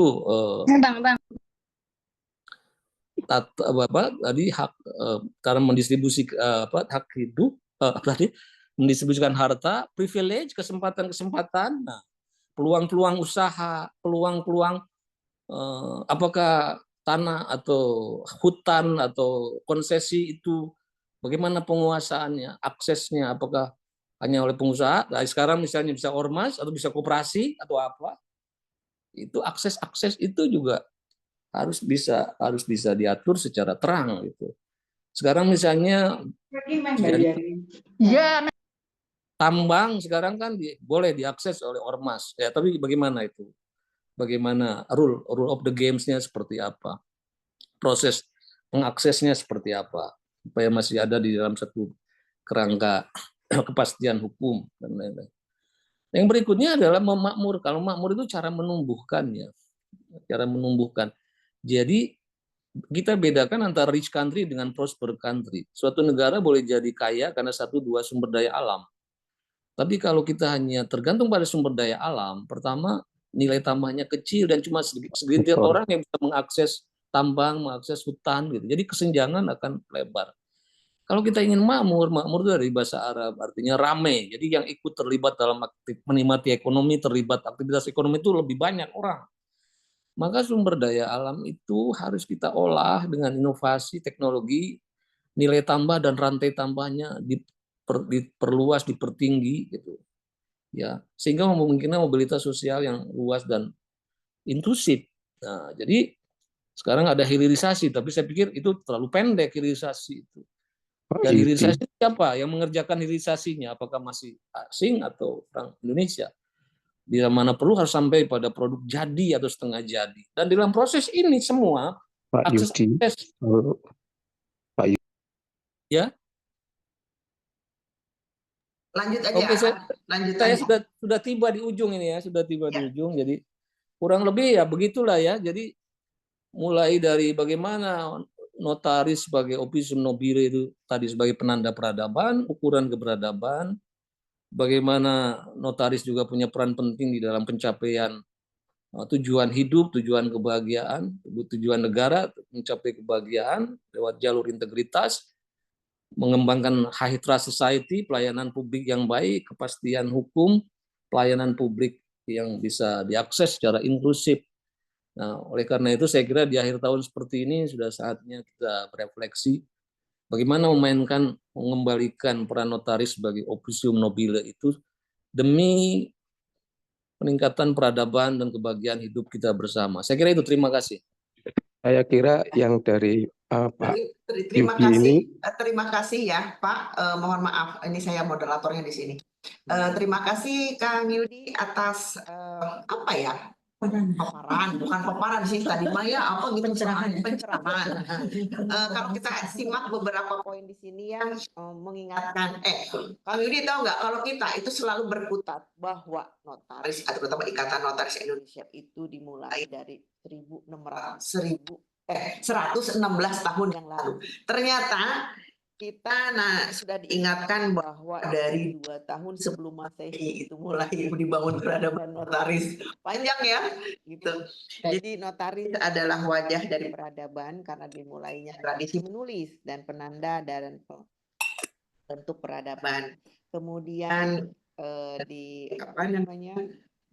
dari 2 tahun sebelum Masehi kebudayaan menulis dalam artian ini notaris di situ dengan maksud untuk menjamin hak publik, kepastian dan keadilan, kepastian hukum. Kemudian juga diingatkan lagi bahwa ini saya suka nih, there is no happiness without liberty, there is no liberty without self-government, there is no self-government without constitution, there's no constitution without moral dan etik. Kembali lagi pada saat ini kita ada lacking tentang moral dan etik sampai mengakibatkan makanya terjadi sesuatu yang kurang mengenakan. Itu mohon maaf ya Kang Yudi, banyak sekali chattingan tentang keadaan yang sekarang sedang berkembang dari adik-adik ALB ya, dibaca saja dan nanti mungkin bisa diresapi ternyata moral etik itu juga menjadi satu kekurangan ya dalam hal ini loh kita aturan kalau misalnya hari ini begini besok begitu itu masuk nggak ke moral etik gitu kan. Kemudian juga kapan negara ini bisa menjadi negara dengan high trust society karena kepercayaan terhadap kebijakan pemerintah yang berubah-ubah itu menjadi sesuatu hal yang perlu dibenahi juga, ya kan? Kemudian saya juga tadi minta lagi kepada Kang Yudi, bagaimana sih menjembatani perbedaan yang sangat mencontohkan Indonesia itu kalau lagi ada musibah tuh guyupnya luar biasa, tetapi kalau masuk ke dalam satu politik atau kepentingan suatu kemudian jadi merenggang perbedaannya menjadi begitu kuat. Nah, untuk ini silakan ditanggapi atau tadi ada pertanyaan dari audiens, silakan. Ya, saya bisa, maaf Bu Moderator. Iya, Bapak dari mana? Saya dari Kabupaten Batang. Notaris kah? Iya, betul. Boleh videonya dibuka? Maaf, tapi saya masih posisi pakai kaos. Lain kali Malu. kalau ikut jangan pakai kaos ya Pak ya. Iya, Ya, ini silakan. tadi sudah ketinggalan, jadi seadanya tadi. Jadi ini maaf Bu, ini kesempatan ini baik sekali ya, artinya yang sudah disampaikan oleh Dr. Yudi ini luar biasa ya. Jadi saya sangat mengapresiasi karena beliau juga dulu seorang yang sebetulnya jadi ketua Pancasila ya kalau nggak salah, saya kok lupa apa itu namanya.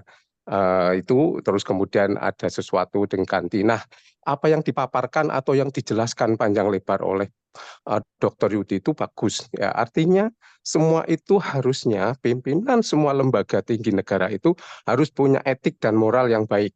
Nah, kenapa negeri kita ini 10 tahun terakhir ini kalau kita mengambil waktu yang cukup singkat ya 10 tahun terakhir ini negerinya jadi maaf ya amburadul kalau masalah penegakan hukumnya, masalah pertanahan ya kan begitu.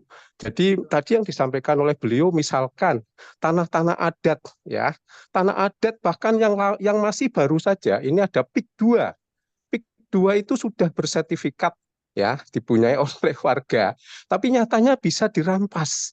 Ya, dan itu ada di medsos ya, tidak saya melihat di medsos. Nah, kemudian ada yang dibeli dengan harga yang sangat murah dengan alas dasar atau alas hukum ya PSN ya. Nah, PSN. Nah, ini yang kayak gini ini siapa pelopornya? Ya, pelopornya kan ada. Ya, tentu saja kalau saya Pak Joko, pertanyaannya apa? Iya, enggak, ini sebelum saya mengarah ke sana, ya, belum mengarah ke sana, ini saya sedikit berikan pengantar katanya. Artinya saya setuju dengan apa yang disampaikan oleh Dr. Yudi tadi, bahwa pembagian tanah yang sudah jelas-jelas punya tanah adat aja bisa dikasihkan ke investor. Investor itu investor yang bukan dari dalam negeri yang artinya untuk kepentingan bangsa ini, tapi akhirnya ke pribadi. Nah, yang kayak gini inilah yang harusnya direformasi. Ya, kalau mau negeri ini menjadi negeri yang adil, makmur, sejahtera, ya bukan seperti ini sekarang ini yang dijalankan oleh maaf ya, mungkin 10 tahun itu adalah kepemimpinannya Pak Jokowi. Nah, ini yang membuat rusak negeri ini. Dan ini juga tadi disinggung oleh Dr. Yudi. Nah, untuk itu maaf Bu, saran kalau pertanyaan saya, itu bisa nggak dilakukan ya pengambilan kembali apa yang sudah dilakukan oleh Jokowi ini ya, artinya yang sudah haknya punyanya masyarakat adat atau punyanya rakyat dikembalikan. Yang PSN itu jelas-jelas sudah nggak benar. Ya, itu jelas banyak warga negara yang begitu menangis dengan cara-cara brutal. Aparatnya datang, polisi, tentara mengintimidasi. Nah, ini yang kayak gini-gini yang tidak punya Pancasila. Sudah Pertanyaan saya ke Pak Yudi itu saja. Bisa nggak dilakukan penarikan kembali hal-hal yang kayak gitu, cabut semua undang-undang yang merugikan semua warga negara, terutama orang-orang kecil. Saya Ya, kira mungkin itu. Terima terima kasih Bu kasih Pak Moderator. Joko. Maaf Iya. ya. Ya, Terima kasih yuk. Pak Yudi, Oke, Assalamualaikum warahmatullahi wabarakatuh. Waalaikumsalam warahmatullahi wabarakatuh. Bagaimana menanggapinya? Tapi memang betul sih isunya kalau saya tidak melihat secara apa, tapi pada saat di media sosial itu di raise tentang isu PIK, yang mengkhawatirkan kami adalah katanya bergentayangannya juga PPAT di sekitar situ untuk ikut andil dalam apa pengalihan tanah tersebut. Enggak, Kang Yudi? Iya, pertama kita tahu kan bahwa negara ini kan sebenarnya merupakan sovereign institution of the citizen. Jadi negara ini sebenarnya kan institusi kedaulatan dari rakyat gitu ya. Jadi sebenarnya kan tugas negara itu melayani kepentingan rakyat, ya, bukan negara ini di atas rakyat gitu kan. Apalagi negara kita kan negara hukum, bukan negara kekuasaan. Nah, kita harus mengerti ya bahwa adat itu lebih dulu eksis daripada negara. Itu penting kita hayati. Jadi eksistensi adat itu ada sebelum Indonesia ada gitu. Jadi jangan sampai negara Indonesia hadir lalu dengan serta-merta merebut hak adat itu. Selama di undang-undang dasarnya juga dijelaskan selama hak milik adat itu masih dihormati dan dijunjung tinggi. Tapi memang ini bikin banyak kerumitan bagi kita yang cenderung ingin cepat ngambil jalan pintas untuk jalan tol bagi pemodal, itu yang bikin rumit. Tapi kita harus kembali kepada konsensus kita, yaitu konsensus Pancasila, bahwa di dalam alam Pancasila kita bukan negara kapitalis di mana semua hak itu hak individu. Kita bukan negara komunis di mana semua hak itu menjadi hak negara. Tapi kita juga mengenal masih tadi itu dalam rangka menghormati hak-hak adat, hak ulayat itu, kita juga mengerti ada communal right itu kita hormati gitu. Makanya kan dalam pasal 18 itu dijelaskan di situ, apapun bentuk pemerintahan daerah nasi hendaklah bersifat musyawarah, termasuk menghormati hak asal usul dari daerah yang bersifat istimewa, ya, termasuk Koci, Nagari, Banjar dan lain-lain. Itu harus masih ada yang harus kita lindungi gitu ya. Nah, jadi menurut saya itu negara nggak bisa ya dengan serta-merta mengambil alih hutan-hutan rakyat atau tanah-tanah wilayah itu lalu begitu saja dialihkan pada para investor. Gitu. Kan itu sudah banyak ini kejadian-kejadian terakhir sekarang ini. Dan sudah melahirkan semacam bentuk penjajahan baru gitu. Jadi seolah-olah namanya terra nullius, seolah-olah seperti Inggris ngambil Australia, seolah-olah Australia itu tidak bertuan. Nah, kembali lagi ini pengertiannya itu berasal dari pemahaman tentang penguasaan negara itu yang tidak clear. Seolah-olah penguasaan itu berarti pemilikan gitu. Bukan, tugas negara itu bukan untuk memiliki. Tugasnya menguasai, mengatur, mengadministrasikan, menata kelola untuk seluas-luas kemakmuran rakyat. Kan gitu bunyi pasalnya itu.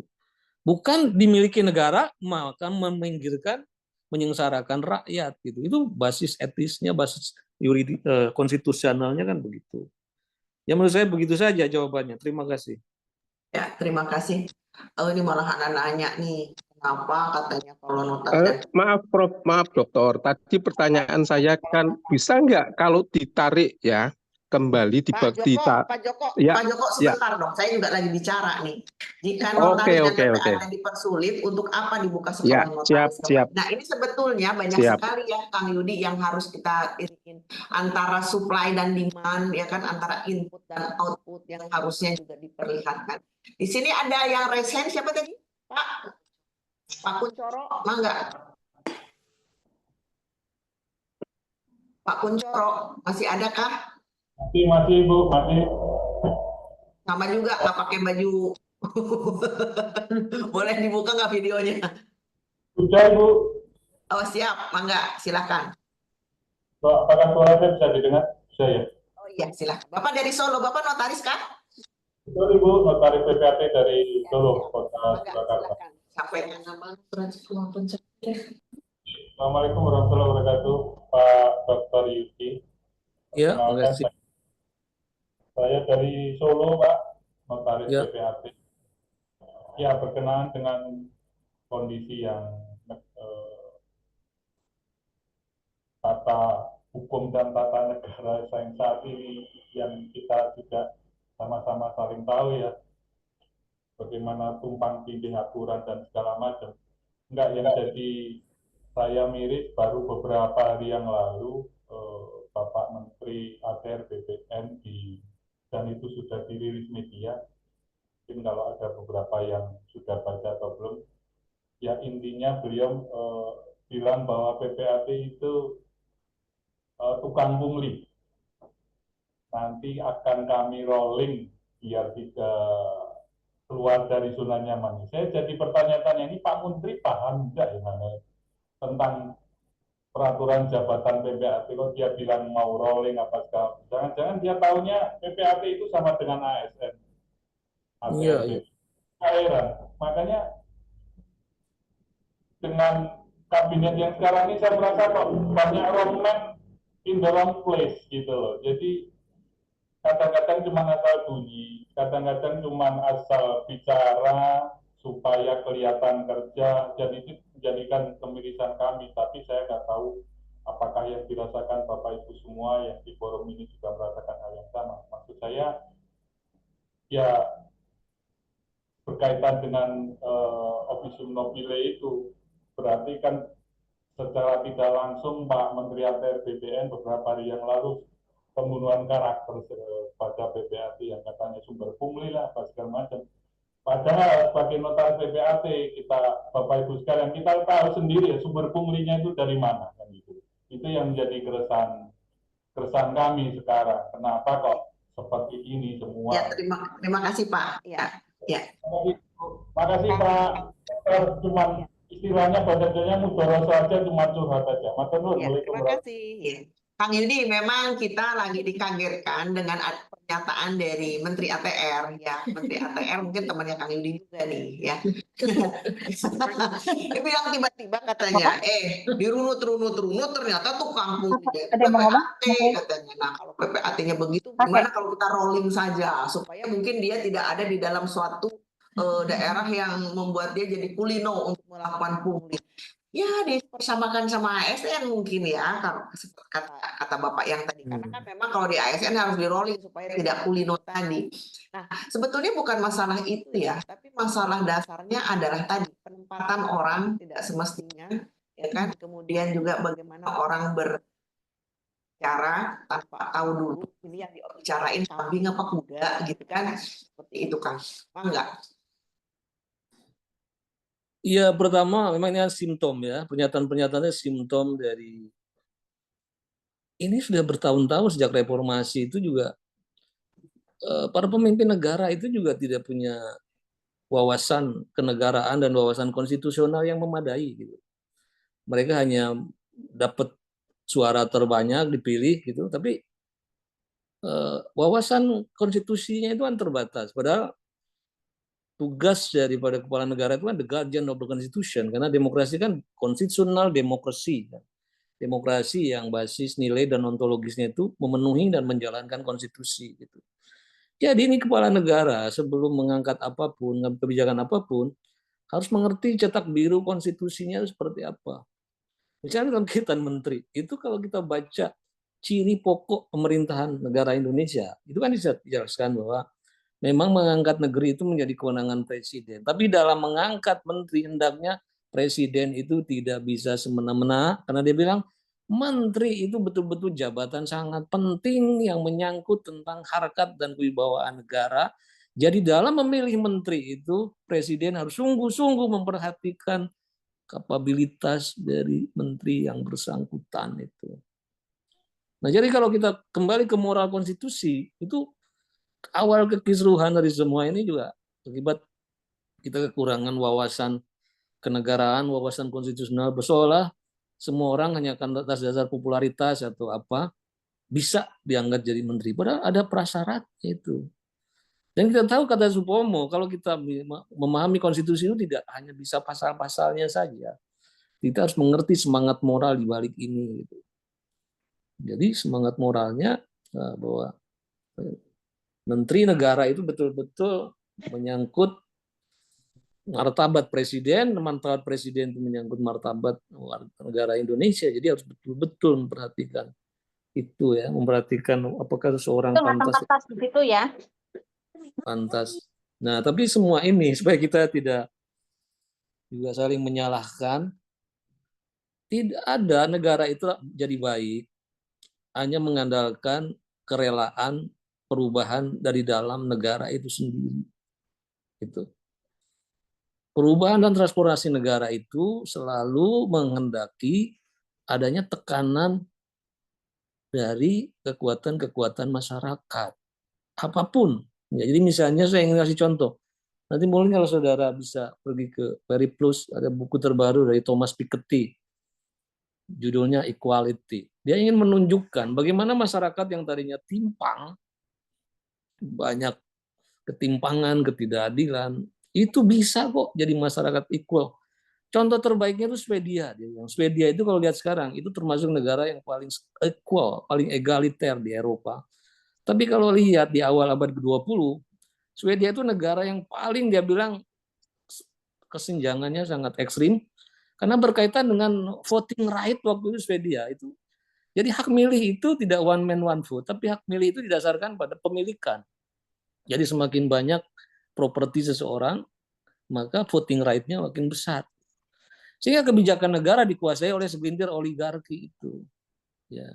Sehingga lama-lama kesenjangan jadi lebar gitu. Tapi dia bilang bagaimana perubahan Swedia dari masyarakat tidak equal jadi equal. Itu tidak nunggu gratisan dari kerelaan elemen-elemen negara, tapi lewat pressure. Dia bilang, pertama terima kasih pada gerakan-gerakan sosial demokrasi, gerakan-gerakan buruh, gerakan-gerakan serikat-serikat pekerja, kekuatan-kekuatan civil society yang terus mendesakkan berbagai tekanan publik untuk tata kelola kebijakan yang lebih fair, yang lebih adil, yang lebih equal. Jadi kalau misalnya tadi dalam kasus apapun yang menyangkut profesi dan lain-lain, itu juga profesi notaris itu sendiri harus ikut terus melakukan pressure terhadap kebijakan-kebijakan negara itu, sehingga negara itu ada contesting ideas, ada pressure, ada tekanan.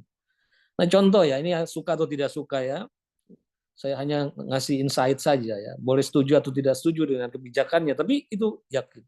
Misalnya tentang keputusan MK yang kemarin ya sebelum pemilihan gubernur itu kan, itu yang kemudian ingin dibajak oleh DPR, tapi kan lewat tekanan publik, mahasiswa dan lain-lain, itu inisiatif DPR itu batal.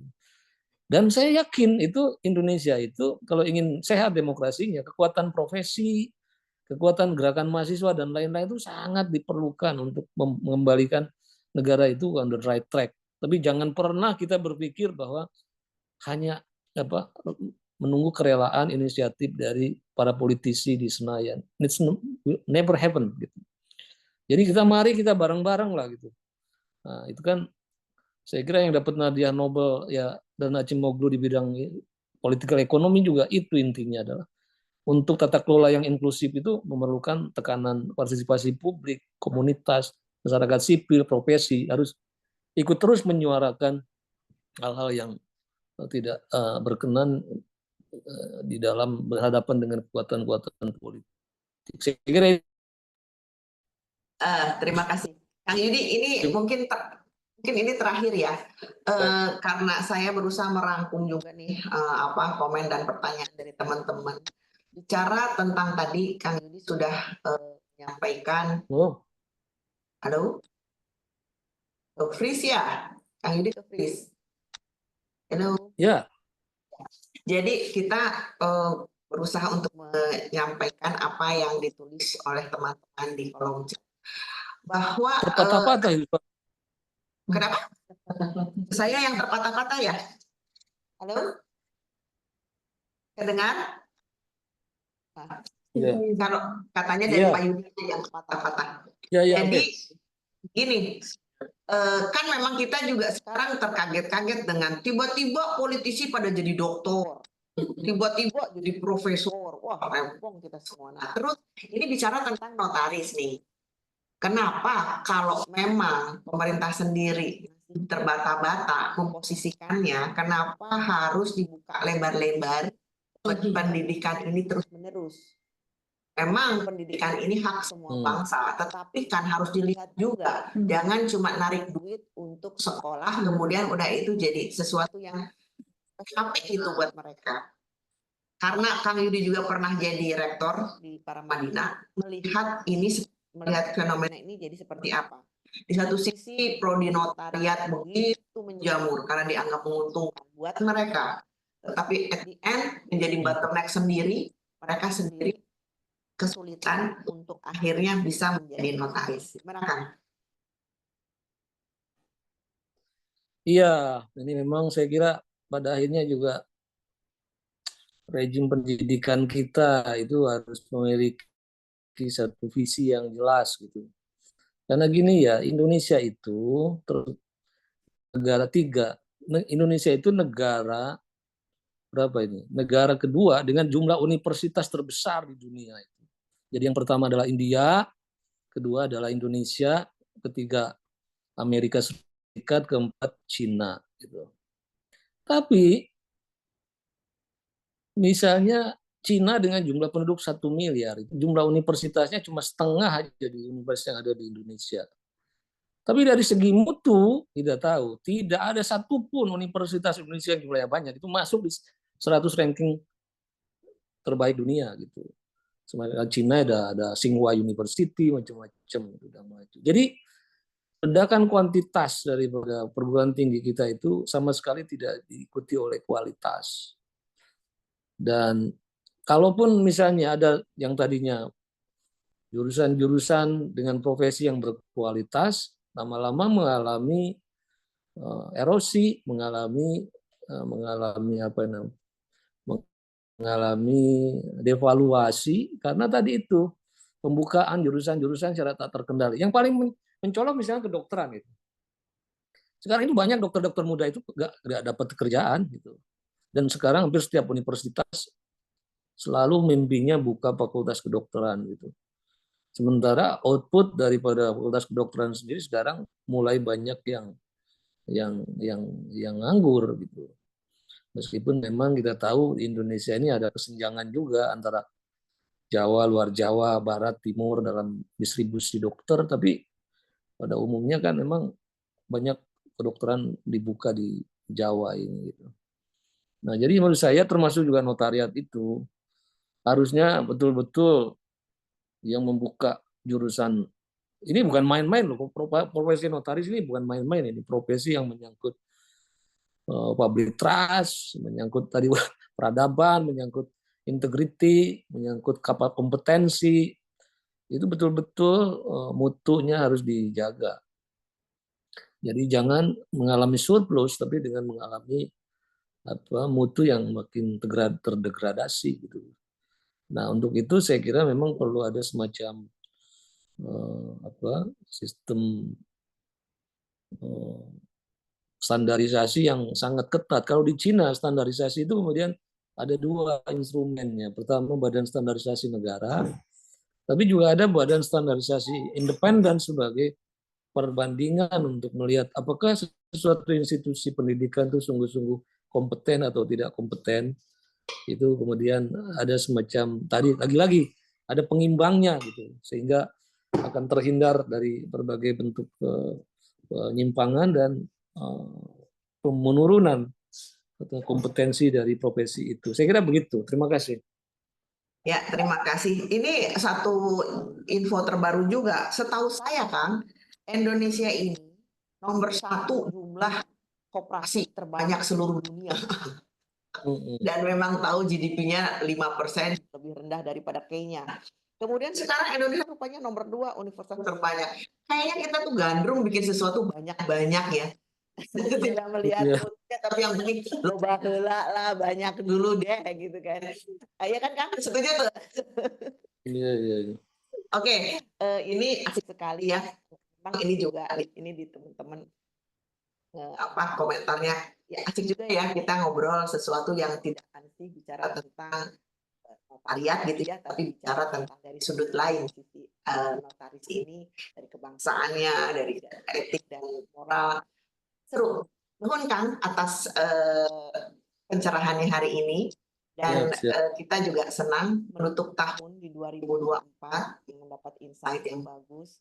Dan walaupun sebetulnya agak sedih karena adik-adik KLB kita juga belum terselesaikan, tapi semoga ya obrolan kali ini menyemangati kalian ya dengan tadi guyup dong, bersatu dong, solid dong. Siapa tahu nanti akan ada suatu pressure tertentu dan akhirnya membuat suatu solusi yang baik buat semuanya.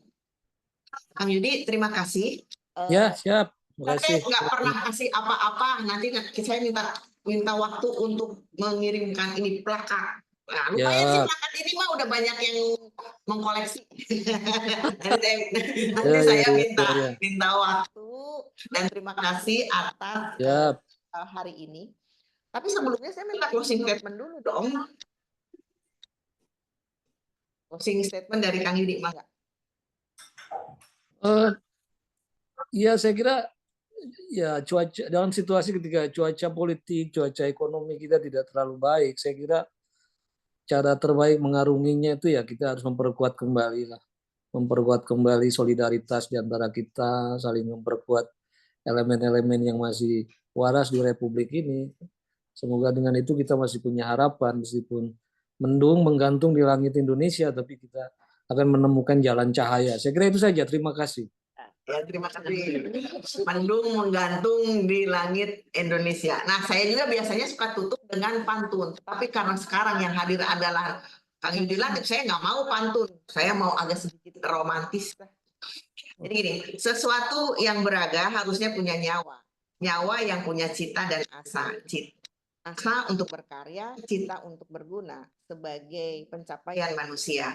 Agar kita menjadi manusia yang lebih memanusiakan manusia. Terima kasih. Mohon maaf lahir batin. Selamat tahun baru dan ketemu lagi di tahun 2025 dengan harapan yang lebih bagus. Foto dulu ya. Assalamualaikum warahmatullahi wabarakatuh dan foto dulu, jangan sampai lupa. Waalaikumsalam. Iya. Ya, tadi 1, 2, 3. Ada berapa biji? Ada 1, 2, 3. Mbak Bening sehat ya. Aku ramel itu. kon tak bisa di videonya. Kebanyakan mah banyak nggak lihat. Oke, terima kasih banyak. Baik. Sampai jumpa. Salam sehat semua. Selamat tahun baru. Selamat tahun baru, Kang. Salam sehat. Ya. Ya.